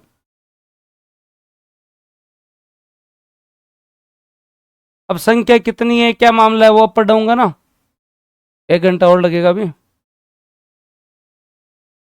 एक बार खुशबू जी मैं चैप्टर ही करवाऊंगा, नए साल में कोई क्वेश्चन कर, एक बार तो पढ़ो आप, टेस्ट की 315 पूरा बता दिया। अब देखो सबसे बेस्ट तरीका है, किसी को इसके पहली बात तो डाउट रहना नहीं चाहिए, फिर भी रह जाए ना, बहुत बढ़िया काम है ऑनलाइन का। क्लास खत्म हो जाए 2x करके एक बार और सुन लेना, वापस रह जाए एक बार 2x करके और सुन लेना, वापस रह जाए एक बार 2x करके और सुन लेना, और भी रह जाए मैं वापस रिवीजन करवाऊंगा तब सुन लेना, और भी रह जाए तो फिर आरपीसी चले जाओ तो साहब ये डाउट है।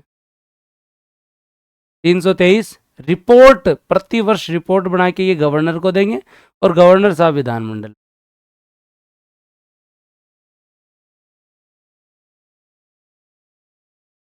सेवा शर्तों में आता है वेतन तो राज्यपाल।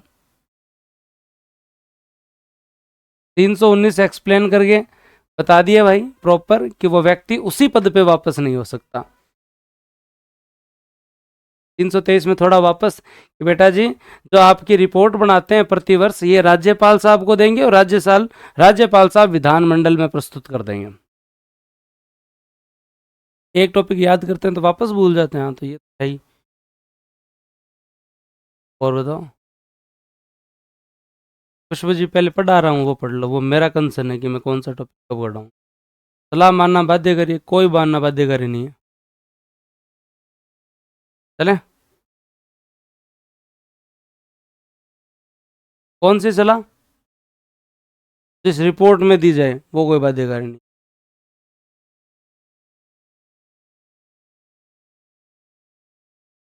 सर इतना तो फ़ोन में डाटा ही नहीं रहता कि बार बार देख सकें। फिर भाई साहब एक बार में याद कर लिया करो, दिल भर इतने दुखी क्यों हो, ऐसे एहसान मत करो यार। अब मैं आगे चलूँ, करवा दूँ शॉर्ट नोट्स कैसे बनाए, ऐसे बना लो साथ के साथ। 316 अपॉइंटमेंट राज्यपाल करेगा, कार्यकाल पहले 60 था 62 कर दिया। पात्रता आधे लोग सरकारी सेवा से होने चाहिए जिनका 10 साल का एक्सपीरियंस हो, आधे समाज सेवा इनसे भी हो सकता। हाँ तनु जी, राजस्थान पॉलिटी इंडिया पॉलिटी दोनों किताब अलग अलग। आगे और कोई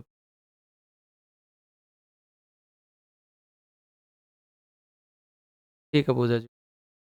अब ते यूट्यूब बना शो के कमेंट सेक्शन ने थोड़ी बहुत गंभीरता ले आओ, आओ तो माननी है।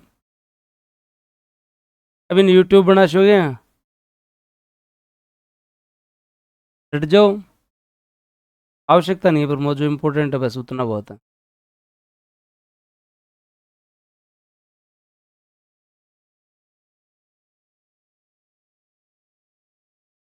चले आएंगे आ जाओ। अब जो है इसके पूरी पूरी पृष्ठभूमि पढ़ेंगे, अध्यक्ष और सदस्यों के बारे में, और टॉपिक को कंप्लीट कर। अब बात करते हैं हमारे यहाँ पर स्पेशली ये देखते हैं कि जो आपका राजस्थान का जो पीसीएस है उसकी हिस्ट्री क्या रही है। तो याद रख लेना, राजस्थान लोक सेवा आयोग के बनने से पहले 3 रियासतें थी जिनका अपना भी एक पब्लिक सर्विस कमीशन था। पहली जोधपुर थी, फिर जयपुर, फिर बीकानेर। पूछ लेते हैं कभी कभी कि आरपीएससी के गठन से पहले हमारे यहाँ पर जो है वो दोस्तों जो कितनी रियासतों में पब्लिक सर्विस कमीशन थे, जोधपुर, जयपुर और बीकानेर। 3 ही ऐसी जो रियासतें थीं जिनके यहाँ पब्लिक सर्विस कमीशन था। कोई रिक्रूटमेंट एजेंसी थी, Jodhpur public service commission, Jaipur और बीकानेर 3 थे। जोधपुर, जयपुर और बीकानेर याद रखना है, ये चीज़ जरूर आप लोग जो याद रखें। रियासतों के एकीकरण के पश्चात जो है उसके बाद में हमारे यहाँ पे रियासतों के एकीकरण के पश्चात जो है वो दोस्तों राजस्थान लोक सेवा आयोग की स्थापना के लिए अध्यादेश जारी किया गया। फैक्चुअल पोर्शन में इतना तक याद होना चाहिए कि ये अध्यादेश कौन सा था।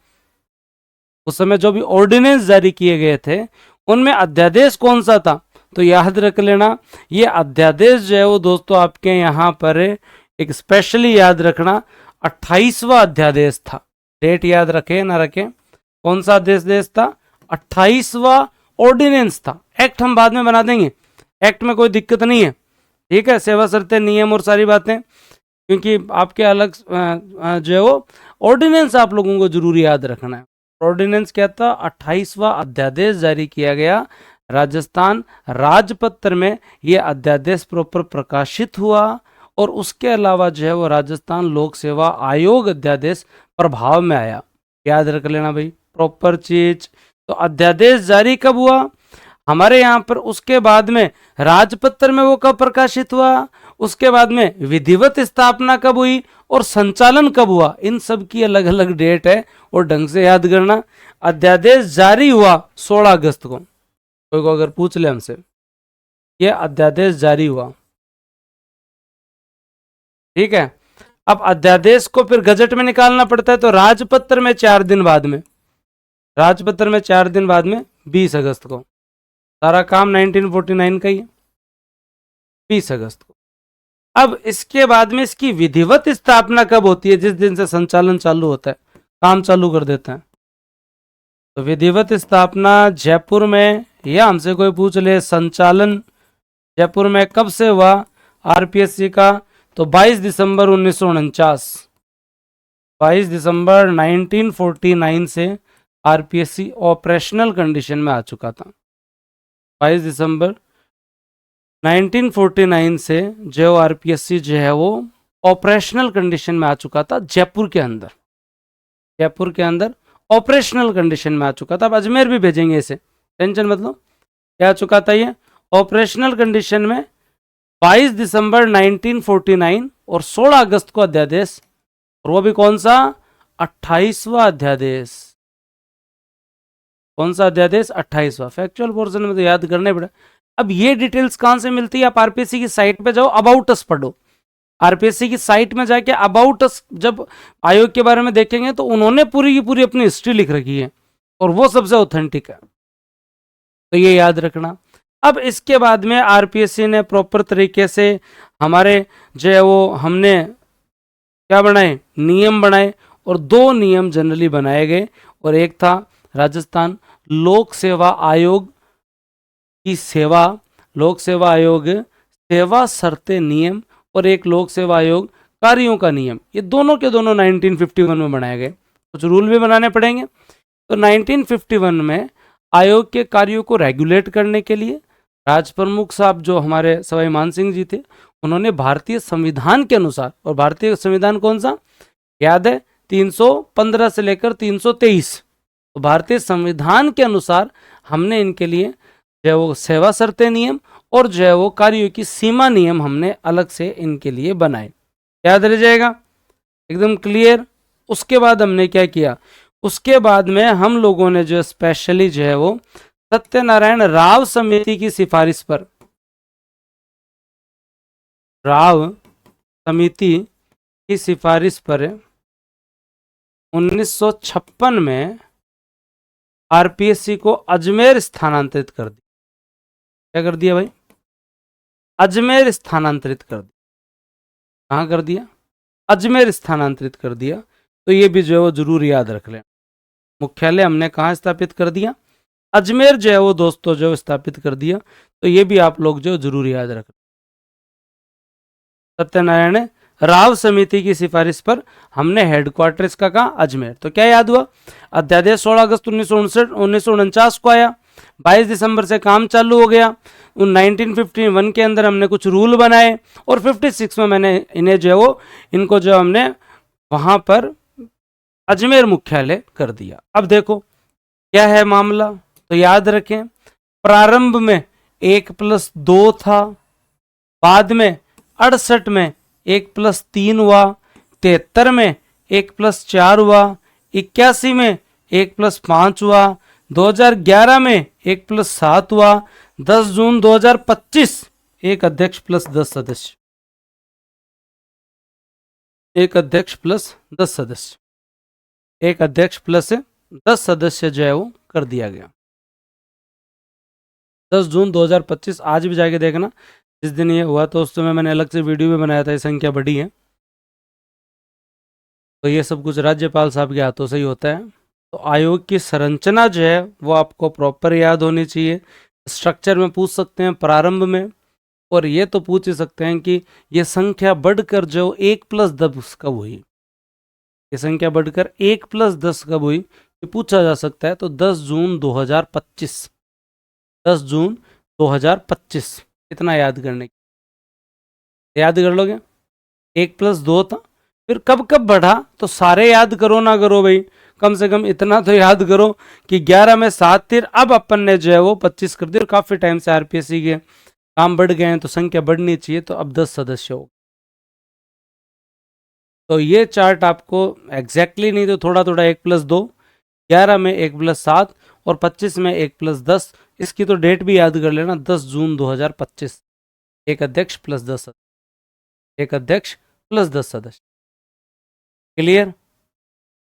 68 73 कैसे भी याद करो तो तारी मर्जी है। 3 4 5, 2 3 4 5, फिर 6 का मामला नहीं है, फिर 7 और फिर 10, फिर 7 और फिर 10। सर ये दोहरे लग रहे हैं तो कोई बात नहीं, करना थोड़ा सा फैक्चुअल पोर्शन है, याद करना। आरपीएससी को कितने भागों में बांट रखा है? आरपीएससी ने खुद को 6 भागों में बांट रखा है। आरपीएससी के प्रॉपर 6 डिवीजन है। ऐसे डिपार्टमेंट वाइज आरपीएससी में अगर देखा जाए उनकी विंग है अलग अलग। जैसे एक प्रशासनिक संभाग है, वो कर्मचारियों के मामले में देखता है। एक भर्ती रिक्रूटमेंट उनका डिवीजन है, वो परीक्षा के आवेदन पत्र प्राप्त हो गए हैं क्या, परीक्षा की कार्यवाही, साक्षात्कार की तैयारी करना, सारा काम है ना। परीक्षा संभाग है, वो परीक्षा से संबंधित सुधार कार्यों को लागू करने के लिए काम करता है। लेखा संभाग है, पूरा का पूरा जो अकाउंटेंसी का मामला देखता है। और विधि संभाग है, ये लीगल पूरा का पूरा मामला देखता है। एक रिसर्च विंग है, वो ये देखती है कि भर्ती और परीक्षा प्रक्रिया को कैसे अच्छा किया जा सकता है। आजकल ये रिसर्च विंग ज़्यादा एक्टिव है, तभी इतने अच्छे प्रश्न आ रहे हैं। कितने संभाग हैं? 6 संभाग है भाई आरपीएससी के। आरपीएससी कितने संभाग है? 6 संभाग है आरपीएससी के। और आरपीएससी के ये जो 6 संभाग हैं, इसमें प्रशासनिक संभाग, कर्मचारियों से संबंधित, भर्ती संभाग, भर्ती आना, परीक्षा की तैयारी करना, सारा काम यही। परीक्षा संभाग, परीक्षा से संबंधित सुधार कार्यों को कुशलतापूर्वक संचालित करवाना, जितने भी रिफॉर्म्स हुए हैं। लेखा संभाग, विधि संभाग, शोध संभाग, डिटेल में पढ़ रहे हैं, वैसे जनरली इतना भी याद कर लो। 6 विंग है आरपीएससी में प्रॉपर। अब बात करते हैं आरपीएससी के अध्यक्ष एवं सदस्यों को याद करने की बात। तो भाई क्या सब याद करोगे? 40 तो याद नहीं करोगे, तो फिर बाद में किन किन को याद करना चाहते हो? 40 याद नहीं करोगे तो किन किन को याद करना चाहते हो? 1 से लेकर 40 तो याद नहीं करोगे, लेकिन एटलीस्ट आप लोग जो है वो थोड़ा मेन तो याद करो। जैसे अगर हमसे कोई पूछ ले कि हमारे जो पहले कौन थे, तो एस के घोष तो मुख्य न्यायाधीश थे, उन्हीं को बनाया गया था। एस के घोष 1 साल उन्हीं ने संभाला। एस के घोष मुख्य न्यायाधीश थे राजस्थान के, उन्हीं ने संभाला, क्योंकि एक बार अपॉइंटमेंट हुआ नहीं था, तो स्टार्टिंग में मुख्य न्यायाधीश साहब को कह दिया कि आप ही संभाल लो, आरपीएससी को अपॉइंटमेंट हम कर। फिर बाद में पहले कौन है? एस.सी. त्रिपाठी, पूर्णकालिक मेंबर। अगर आपसे पूछा जाए पहले पूर्णकालिक मेंबर, पूर्णकालिक अध्यक्ष, अब इनको संभालो। तो ये याद रखना, ये आपके पहले पूर्णकालिक कौन से थे? एस.सी. त्रिपाठी। एस.सी. त्रिपाठी पूर्णकालिक, अब ये संभालेंगे पूरा मामला। पूर्णकालिक एस.सी. त्रिपाठी, याद रखना भाई। काम के एटलीस्ट याद करवा रहा हूं ताकि आप लोगों के लिए सही हो।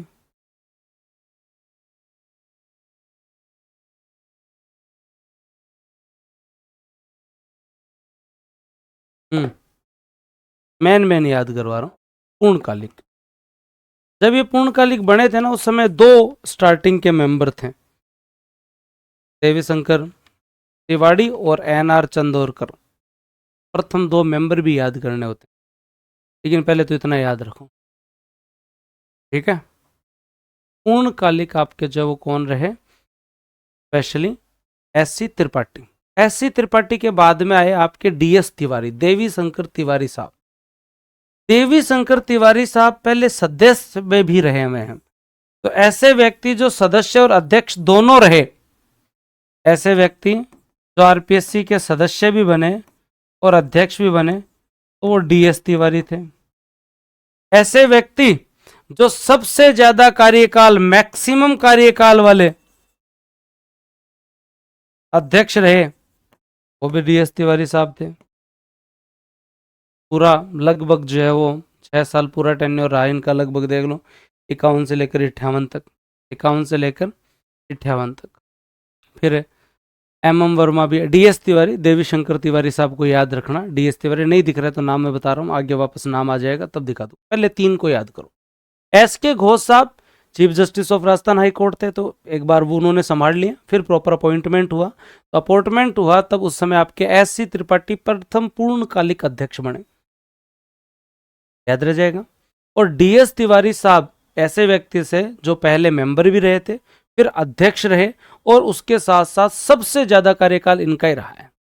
फिर हम चलते हैं और अगली इंपॉर्टेंट चीज याद करते हैं, श्री एल जोशी ऑफिशिएटिंग, कार्यवाहक, इनको याद करो, याद करवाया था अभी मैंने। एल जोशी, एल जोशी ये प्रथम कार्यवाहक है। कार्यवाहक के रूप में इनका मैक्सिमम कार्यकाल है, वैसे मैक्सिमम कार्यकाल डीएस तिवारी का है, लेकिन कार्यवाहक के रूप में आप देखोगे ना तो ये लगभग 1.5 साल रहे कार्यवाहक के रूप, दिसंबर 1958 से लेकर और आपके जुलाई 1960 तक रहे, तो मैक्सिमम कार्यकाल। और एक महत्वपूर्ण चीज क्या, ये प्रथम आईएएस थे जो अध्यक्ष बने,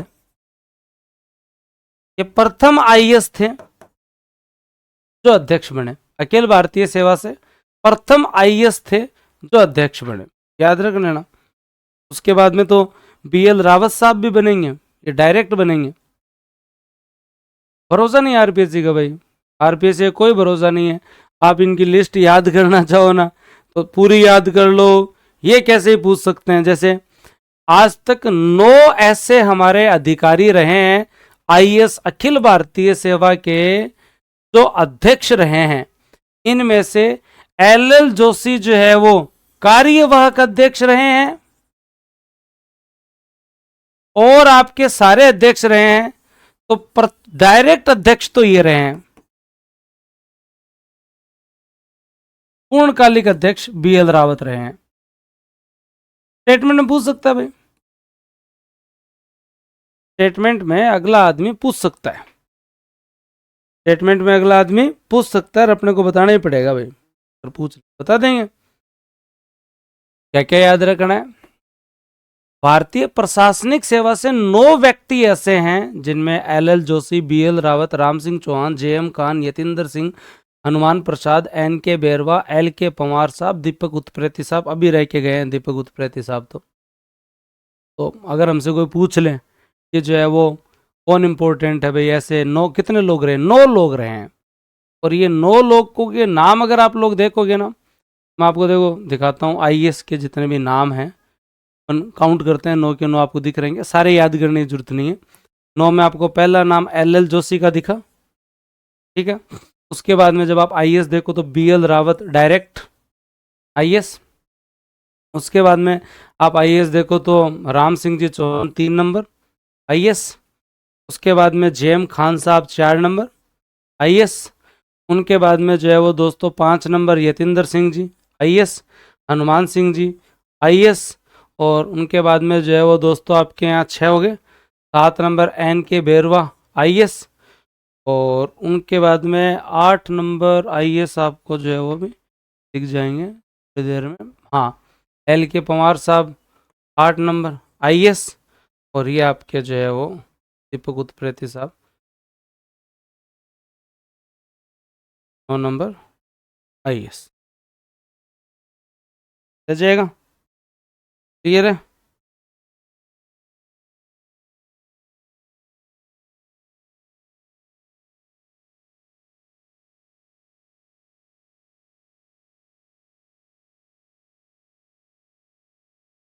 नो आईएएस है क्या सर, के सबके नाम याद रखने हैं?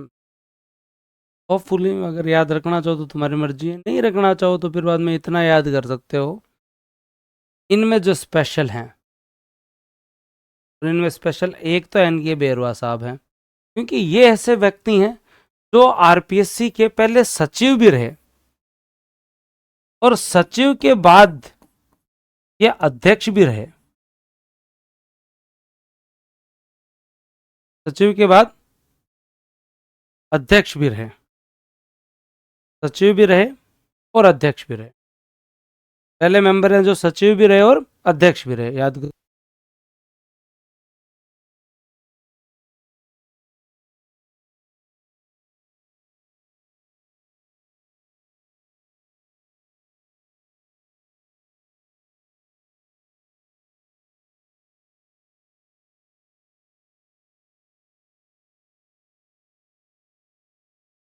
आवाज आ रही है प्रॉपर?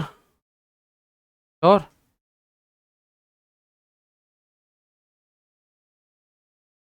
एन के बैरवा जी जो आपके आईएएस थे, उसके साथ साथ सचिव और अध्यक्ष। तो इस लिस्ट में से मैं आपको स्पेशली ये कहना चाहता हूं कि आप 9 के 9 आईएएस याद नहीं कर सकते, कोई बात नहीं, ये तो याद कर सकते हो कि ऐसे अध्यक्ष जो सदस्य भी रहे और अध्यक्ष भी बने, सॉरी सचिव भी रहे और उसके बाद में आगे जाके अध्यक्ष भी बने। एक तो ये बढ़िया काम। एक इन 9 में से इतना तो याद कर सकते हो, एल जोशी पहले आईएएस थे जो कार्यवाहक अध्यक्ष बने, और बीएल रावत साहब पहले आईएएस थे जो पूर्णकालिक अध्यक्ष थे। अब तक 9 आईएएस अध्यक्ष रहे हैं, अब तक 9 आईएएस जो अध्यक्ष रहे। इतना काम तो बैठ जाएगा। अब तक कोई ज्यादा नहीं पढ़ा है तुम लोगों ने, इतना ही पढ़ा है तुम लोगों ने कि एस के घोष साहब प्रथम, उसके बाद में जो है वो दोस्तों आपके यहाँ पर एस के घोष साहब आपने याद किया प्रथम, प्रथम पूर्णकालिक एस त्रिपाठी साहब, और आपके यहाँ मैक्सिमम कार्यकाल वाले डीएस तिवारी साहब, और ऐसे व्यक्ति जो मेंबर प्लस अध्यक्ष दोनों रहे हैं। इतना पढ़ा तुम लोगों ने, मेंबर प्लस अध्यक्ष तीनों दोनों रहे हैं। अब हम आगे चलते हैं उसी लिस्ट में, धीरे धीरे चलेंगे, जल्दी मत करो, ठीक है। और आपने क्या पढ़ा, एल जोशी साहब फर्स्ट कार्यवाहक है और उनके साथ साथ ये आपके प्रथम आईएएस हैं जो कार्यवाहक बने, और उसके साथ साथ इनका कार्यवाहक के रूप में मैक्सिमम कार्यकाल है, ठीक है सर। अब एक फैक्ट और निकालते हैं, वो है चीफ जस्टिस, मतलब जुडिशरी सेवा, जज एक एस के घोष साहब। फिर 2 नंबर पे देखो अपने यहां पे Rajasthan higher judicial service RC Chaudhary, न्यायिक सेवा, दिख रहा है आप लोगों को। उसके अलावा श्री मोहम्मद याकूब साहब RHJS, judicial service, judicial service. 3 ऐसे हमारे जो है वो अध्यक्ष हैं जो न्यायिक सेवा से संबंधित हैं, जिसमें आपके पहले एस के घोष साहब, फिर आरसी चौधरी साहब, और उसके बाद में मोहम्मद याकूब। और यही मैं आपको याद करवाना चाह रहा हूं क्योंकि क्वेश्चन पूछ रहे निम्न में से कौन से अध्यक्ष न्यायिक सेवा से नहीं रहे। हेलो, निम्न में से कौन से अध्यक्ष न्यायिक सेवा से नहीं रहे, और फिर 4 नाम दे देंगे भाई साहब। तो एस के घोष साहब जुडिशरी से थे, आरसी चौधरी साहब राजस्थान हायर जुडिशियल सर्विसेज से थे, मोहम्मद याकूब साहब राजस्थान हायर जुडिशियल सर्विस से रिटायर्ड थे। तो कौन कौन से व्यक्ति न्यायपालिका से संबंधित अध्यक्ष कौन रहे हैं, एस के घोष, आरसी चौधरी और मोहम्मद याकूब, आरसी चौधरी और मोहम्मद याकूब, आरसी चौधरी और मोहम्मद याकूब, आरसी चौधरी और मोहम्मद याकूब। क्लियर, आईएएस पढ़ लिया हम लोगों ने, हमने आईएएस पढ़ लिया, कोई दिक्कत नहीं है। हम लोगों ने उसके साथ साथ ये भी पढ़ लिया कि जो है वो आपके यहाँ पर आईएएस के साथ साथ हमने ये भी पढ़ लिया कि प्रथम कौन थे, प्रथम पूर्णकालिक कौन थे, मैक्सिमम कार्यकाल वाले कौन से थे, पढ़ लिए। अब हम आईपीएस की लिस्ट देखते हैं। बेपंथी लिस्ट ही तो देख रहे हैं ना, धीरे धीरे ये लिस्ट ही तो पूरी कर रहे हैं। ये लिस्ट हम लोगों ने देख ली, इसमें कोई डाउट नहीं है। आईएएस वाली लिस्ट में पहली लिस्ट पूरी। अब हम आईपीएस सेवा वाली लिस्ट देख। आईपीएस सेवा से, भारतीय पुलिस सेवा से अब तक 8 अध्यक्ष रहे हैं, जिसमें पीएस यादव साहब भी हैं, देवेंद्र सिंह जी भी है, एचएन मीणा साहब भी है, एमएल कुमावत साहब भी है, हबीब खान गोरान साहब भी है, भूपेंद्र यादव साहब भी है, संजय कुमार छोत्रिया साहब भी हैं और अभी यूआर साहू साहब भी हैं। तो आज तक आरपीएससी से जो है, आरपीएससी में भारतीय पुलिस सेवा के 8 अध्यक्ष रहे हैं, जिनमें पहले पीएस यादव थे, वर्तमान में यूआर साहू हैं। और देख लो, आपको दिखा देता हूं, अगर आप लोगों को याद नहीं हो ना, तो यहां से चालू करते हैं अपन पीएस यादव साहब से। पीएस यादव साहब से याद, फर्स्ट आईपीएस कार्यकाल बहुत कम ही था इनका, 1-10 से 6-11। अगर हमें न्यूनतम कार्यकाल वाले अध्यक्ष भी याद करने हो ना, तो इजीली कर सकते हो आप। पीएस यादव न्यूनतम वाले अगर याद करना हो ना, मिनिमम कार्यकाल, तो पीएस यादव मिनिमम कार्यकाल याद करना हो तो। अब देखो आईपीएस, पहले पीएस यादव, अब देखते रहना बाद में। Devendra Singh ji 2 number IPS,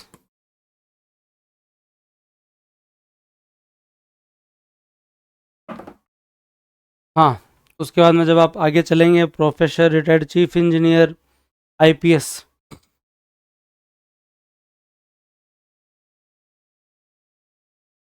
HN Meena साहब आईपीएस। फिर आप आगे चलेंगे, आईपीएस महेंद्र लाल एमएल कुमावत साहब। फिर आप आगे चलेंगे, हबीब खान साहब आईपीएस। फिर आप आगे चलेंगे तो आपको आगे मिलेंगे आईपीएस भूपेंद्र सिंह जी। उनके बाद में आप लोगों को जो है वो आईपीएस मिलेंगे संजय कुमार छोत्रिया साहब, और अब यूआर साहू साहब हैं वर्तमान में। तो आप आईपीएस की जो ये लिस्ट देखेंगे ना, आईपीएस की ये लिस्ट जब आप देखेंगे, स्पेशली थोड़ी मेहनत करनी पड़ेगी। ये जो आप लिस्ट देखेंगे, पीएस यादव साहब, देवेंद्र सिंह जी, एचएन मीणा, एमएल कुमावत, हबीब खान गोरान, भूपेंद्र सिंह यादव, संजय कुमार छोत्रिया, उत्कल रंजन साहू, यूआर साहू। इनकी लिस्ट में एक चीज आपको अच्छा रहेगा याद करने के लिए, इनकी लिस्ट में आपको एक चीज अच्छी रहेगी याद करने के लिए, और उसको थोड़ा सा आप ध्यान दो। आईपीएस में स्पेशली पीएस यादव, एक चीज और याद करवा देता हूँ।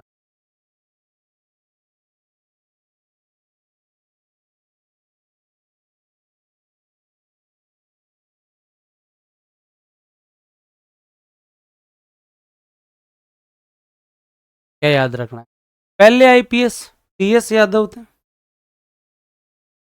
एचएन मीणा साहब का एक क्वेश्चन बनता है, और वो क्या है, इन सभी आईपीएस में कार्यवाहक अध्यक्ष कौन थे? तो एचएन मीणा थे।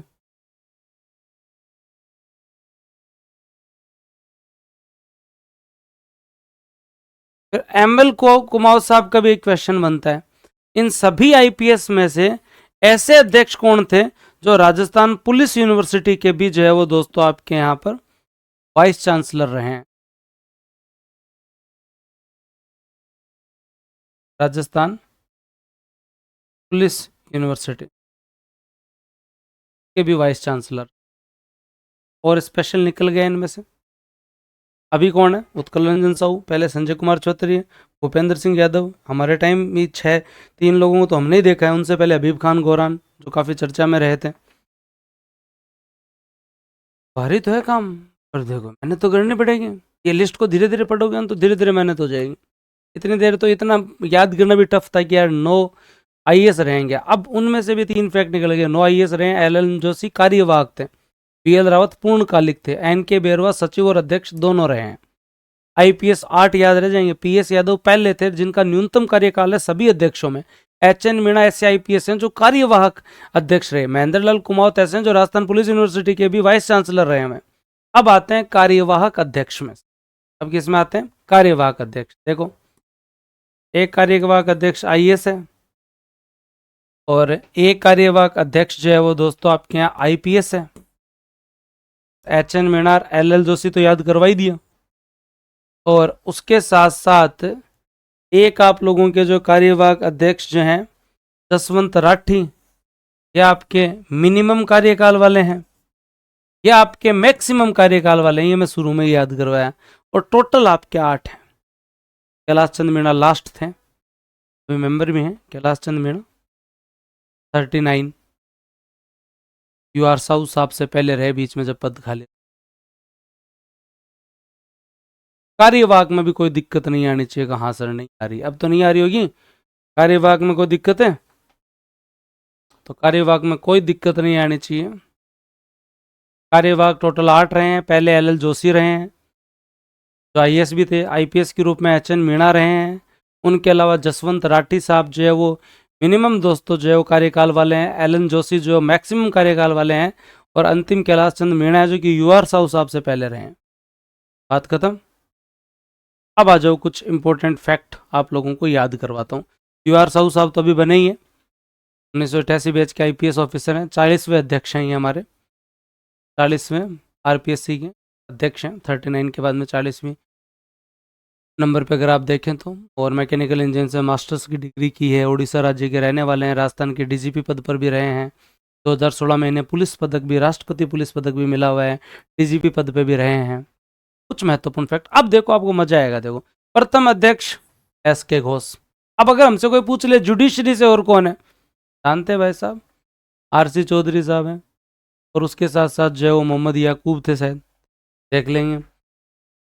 पूर्णकालिक अध्यक्ष एससी त्रिपाठी। पहले दोनों मेंबर देवी शंकर तिवारी और आर चंद्रोकर। पहले दोनों मेंबर देवी शंकर तिवारी और आर चंद्रोकर।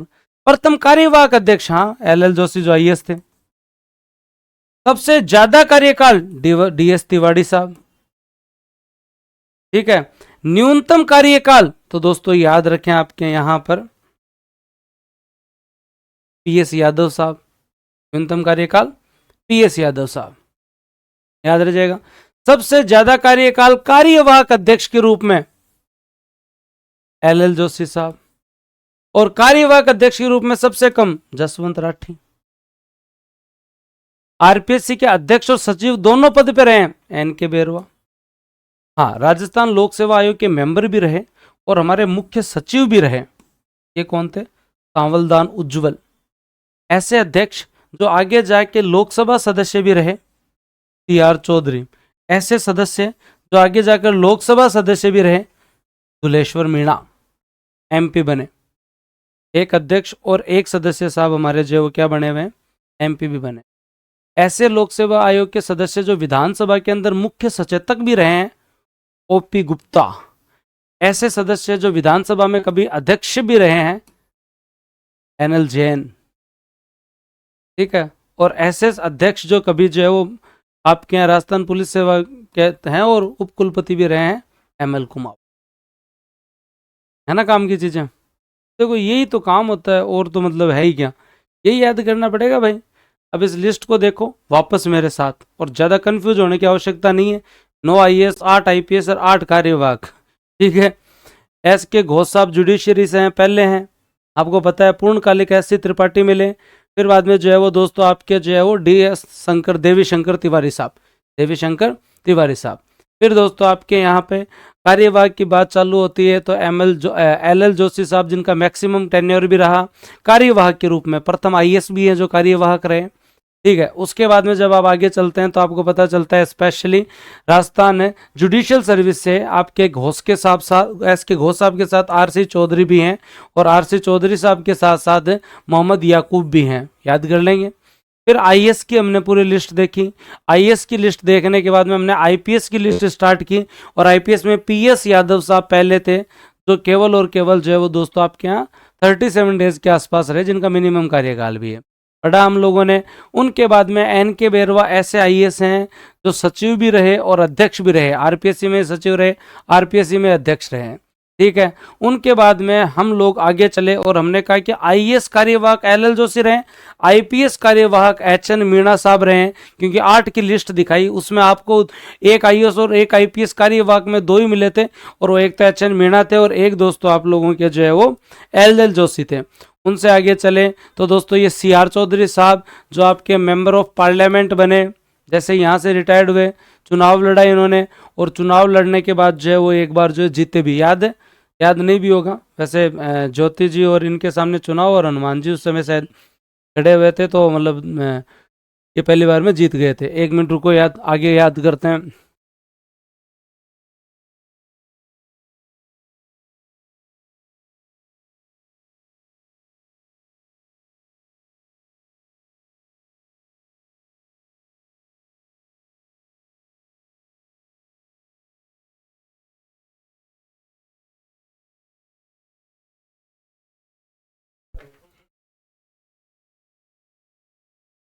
याद रह जाएगा। उसके बाद आगे चलें अगर अपन लोग, तो ये आपके जो कौन है, जो लोकसभा के अंदर भी एमपी रहे हैं, तो याद रह जाए, कोई दिक्कत ही नहीं है। और फिर बाद में धीरे धीरे धीरे धीरे आगे चलते चलते आप लोगों को आज के टाइम 1+10 सदस्य का हमारा स्ट्रक्चर है। यूआर साहू साहब जो है वो दोस्तों आपके यहाँ पे 10 जून 2025 को इन्होंने जो है वो कार्यभार संभाला है, याद रख लेना। और अभी आपकी जो जितनी भी सीटें हैं, इन्होंने जो है वो त्यागपत्र दे दिया, लेकिन साइट पे अब भी दिखा रहा है ये त्यागपत्र, ये अब तक अप्रूव नहीं हुआ है। और आपके 10 सदस्यों के अंदर कितनी सीट खाली हैं? 2 तो सीट खाली हैं, एक निलंबन पर चल रहे हैं, बाबूलाल कटारा।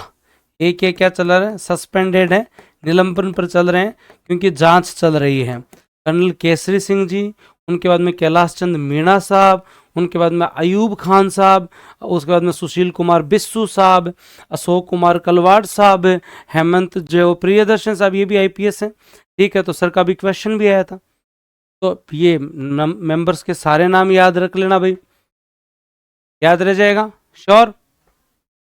हाँ, क्या याद रखना है? केसरी सिंह जी, कैलाश जी, अयूब खान जी, सुशील जी, अशोक जी और हेमंत जी। तो 6 तो भी हैं ही, 2 सीट खाली हैं, और एक जो है वो दोस्तों जो है वो सस्पेंड चल रहे हैं, बाबूलाल कटारा। और इन्होंने त्यागपत्र दे दिया पर अब तक अप्रूव हुआ नहीं है। पहले मंजू शर्मा ने त्यागपत्र दिया था, फिर इन्होंने त्यागपत्र दे दिया। अब आयोग के महिला मेंबर्स को अगर हम लोग देखें तो आप लोग याद करने की कोशिश करें। आयोग में महिला मेंबर्स रही हैं कांता खतूरिया, कमला भील, प्रकाशवती शर्मा, दिव्या सिंह, राजकुमारी गुज्जर और मंजू शर्मा और संगीता आर्या। संगीता आर्या। अब स्पेशली आप लोगों को याद करना पड़ेगा कि जो किन किन महिलाओं ने जो है वो दोस्तों इस्तीफा दिया है, किन किन महिलाओं ने इस्तीफा दिया है। महिला आज तक 7 ही रही हैं आयोग में, अध्यक्ष रही नहीं है, कार्यवाहक अध्यक्ष भी नहीं रही हैं, सदस्य रही हैं। क्या रही हैं? सदस्य रही हैं। तो यह आप लोगों को याद रखना पड़ेगा कि जो है वो दोस्तों इन्होंने जो है वो किन किन ने जो है वो इस्तीफा भी दी। इनके भी कुछ इंपॉर्टेंट फैक्ट हैं। प्रथम महिला कांता कतूरिया, तो याद रखे, कांता जी, कमला जी, इनको तो याद रखे लोगे। लास्ट वाले तीनों तो भी आपको याद हैं क्योंकि इन्होंने अभी त्याग पत्र दिया है, इनका अभी तक अप्रूव ही नहीं हुआ है, त्याग पत्र तो भेज दिया, होते ही हट जाएंगे।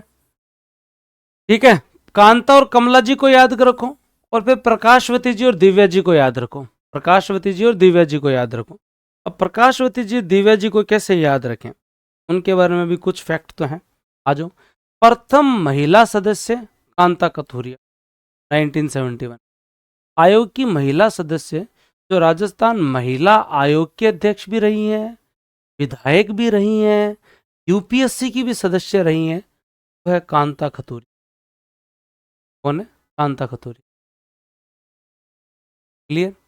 यूपीएससी और आरपीएससी दोनों की सदस्य रही हैं, एक तो कांता जी आई गए और एक प्रकाशवती वर्मा। पद से त्याग पत्र देने वाले एक तो कांता खतूरिया जी आई गए, एक दिव्या सिंह जी, और उनके अलावा मंजू शर्मा ने दिया ही है, संगीता आर्या जी ने अब दिया। और मंत्री और महिला सदस्य दोनों तो कमला भील, मंत्री और महिला सदस्य दोनों तो फिर कमला भील, मंत्री और महिला सदस्य दोनों तो फिर कमला भील। कांता जी और दिव्या जी ने त्यागपत्र दिया हुआ ही है, तो कांता जी और दिव्या जी तो आपको याद ही है। मंजू जी और संगीता जी को याद कर लो, टोटल 7 में से 4 ने तो त्यागपत्र ही दे दिया। कांता जी त्यागपत्र देने वाले, महिला आयोग के अध्यक्ष, याद रह जाएगा, और यूपीएससी मेंबर भी। तो इनके बारे में अगर याद करो तो प्रथम है, यूपीएससी में भी गए और महिला आयोग के भी अध्यक्ष। इनके बारे में याद करो, मंत्री भी रहे हैं। इनके बारे में तो इन्होंने त्यागपत्र दिया। प्रकाशवती शर्मा यूपीएससी में गए। दिव्या सिंह जी के बारे में अगर याद रखो तो याद रखने वाली बात एक ही है, और वह है इन्होंने जो है वो दोस्तों त्यागपत्र, इन्होंने भी क्या दिया, त्यागपत्र दिया। त्यागपत्र वाले ये और ये महिला सदस्य में प्रथम महिला सदस्य कांता कतूरिया, महिला सदस्य महिला आयोग के अध्यक्ष विधायक यूपीएससी सदस्य कांता कतूरिया। यूपीएससी और आरपीएससी दोनों में कांता कतूरिया और प्रकाशवती जी। पहले इस्तीफा देने वाले कांता जी, दिव्या जी, मंजू जी और संगीता जी, और मंत्री और जो दोनों ही हैं तो कमला भील जी। क्लियर, बहुत बढ़िया। ये याद करना है, तो इससे ज्यादा तो कोई फैक्ट है ही नहीं, इससे ज़्यादा तो फैक्ट है ही नहीं बस। इसके बाद लोक सेवा आयोग का सचिवालय होता है। तो लोक सेवा आयोग का एक सचिवालय होता है जिसमें एक सचिव और अन्य अधिकारी शामिल होते हैं। आयोग के सचिव का पद 1969 से एक आईएएस अधिकारी द्वारा निभाया जा रहा है। इससे पहले तो जो सीनियर आईएएस आरएस भी लगते थे, 1969 के बाद में जो है वो आईएएस अधिकारी संभालते हैं, जो आयोग की पूरी कार्य प्रणाली प्रशासनिक मामलों को देखते हैं। इसके अतिरिक्त आयोग में अन्य अधिकारियों की संख्या गवर्नर द्वारा समय समय पर निर्धारित की जाती है।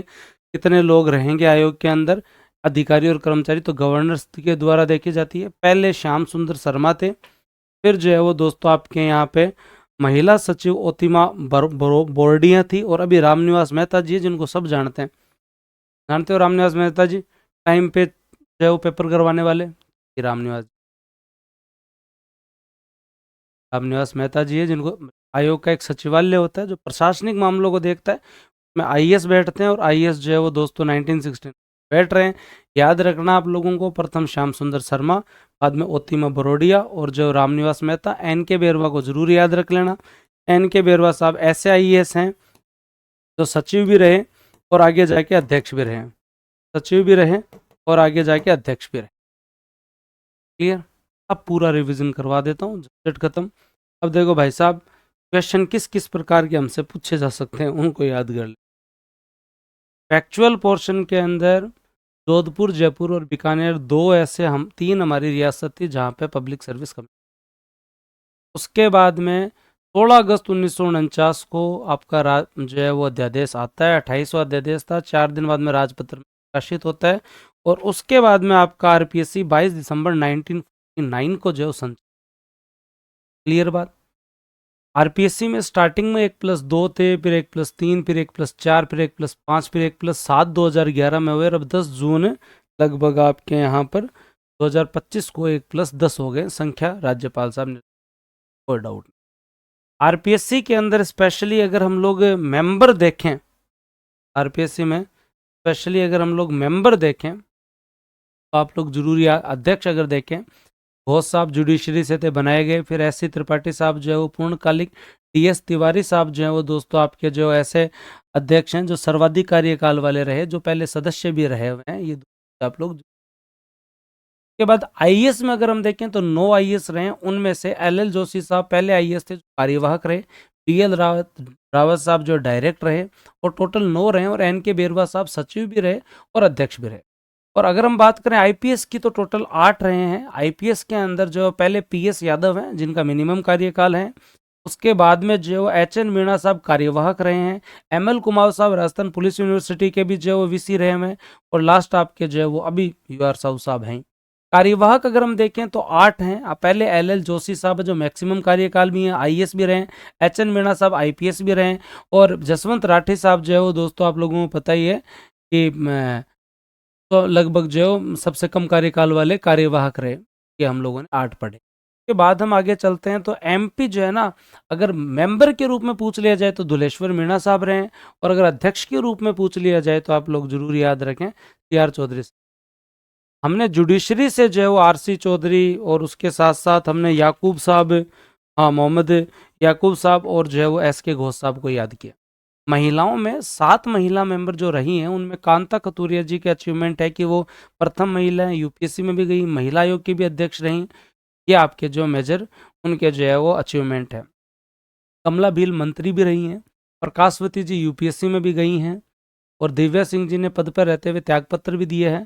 फिर बाद में जो राजकुमारी जी, संगीता जी, और ये आपके जो मंजू शर्मा जी, जिन्होंने त्यागपत्र दिया है, संगीता जी का एक्सेप्ट हो।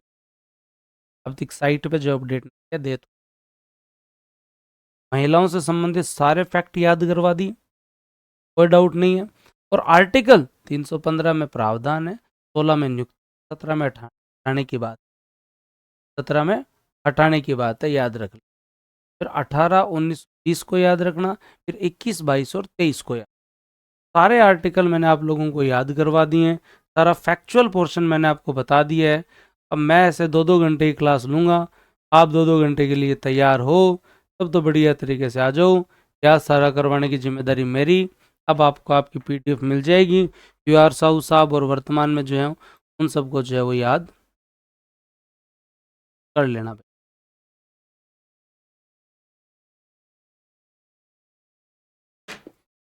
मैं आधे घंटे रेस्ट करूँगा।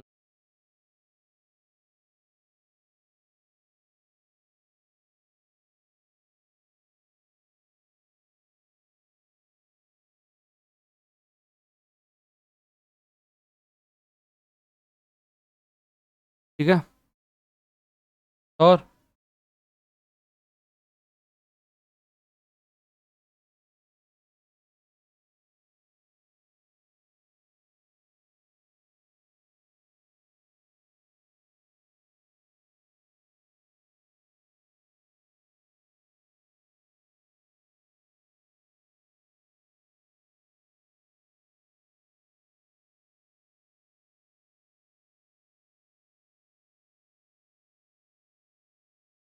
डाउट हो तो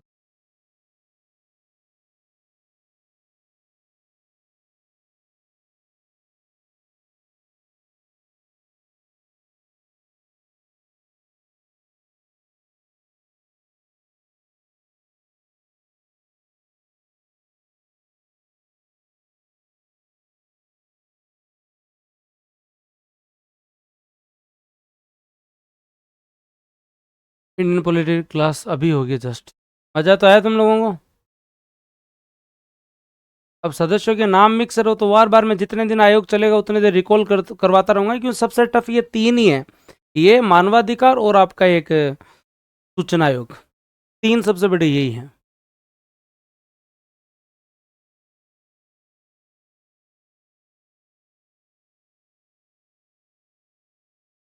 नहीं नहीं नहीं, हरिओम कोई जल्दी नहीं पढ़ा है, एकदम डिटेल में पढ़ा है, धीरे पढ़ा है। तुम रिवीजन करना, अगली क्लासेस में मैं क्वेश्चन पूछ पूछ के याद करवाने की जिम्मेदारी मेरी है। प्रिंट दे रहा हूँ, बढ़िया पढ़ लो। क्लियर? धन्यवाद, जय हिंद। वापस 3:30 बजे क्लास होगी। अब एक बार मैं थोड़ा इन्वर्टर और सही करवा लूँ, बीच में लाइट वाइट नहीं जाए इसलिए। ठीक है, थैंक यू।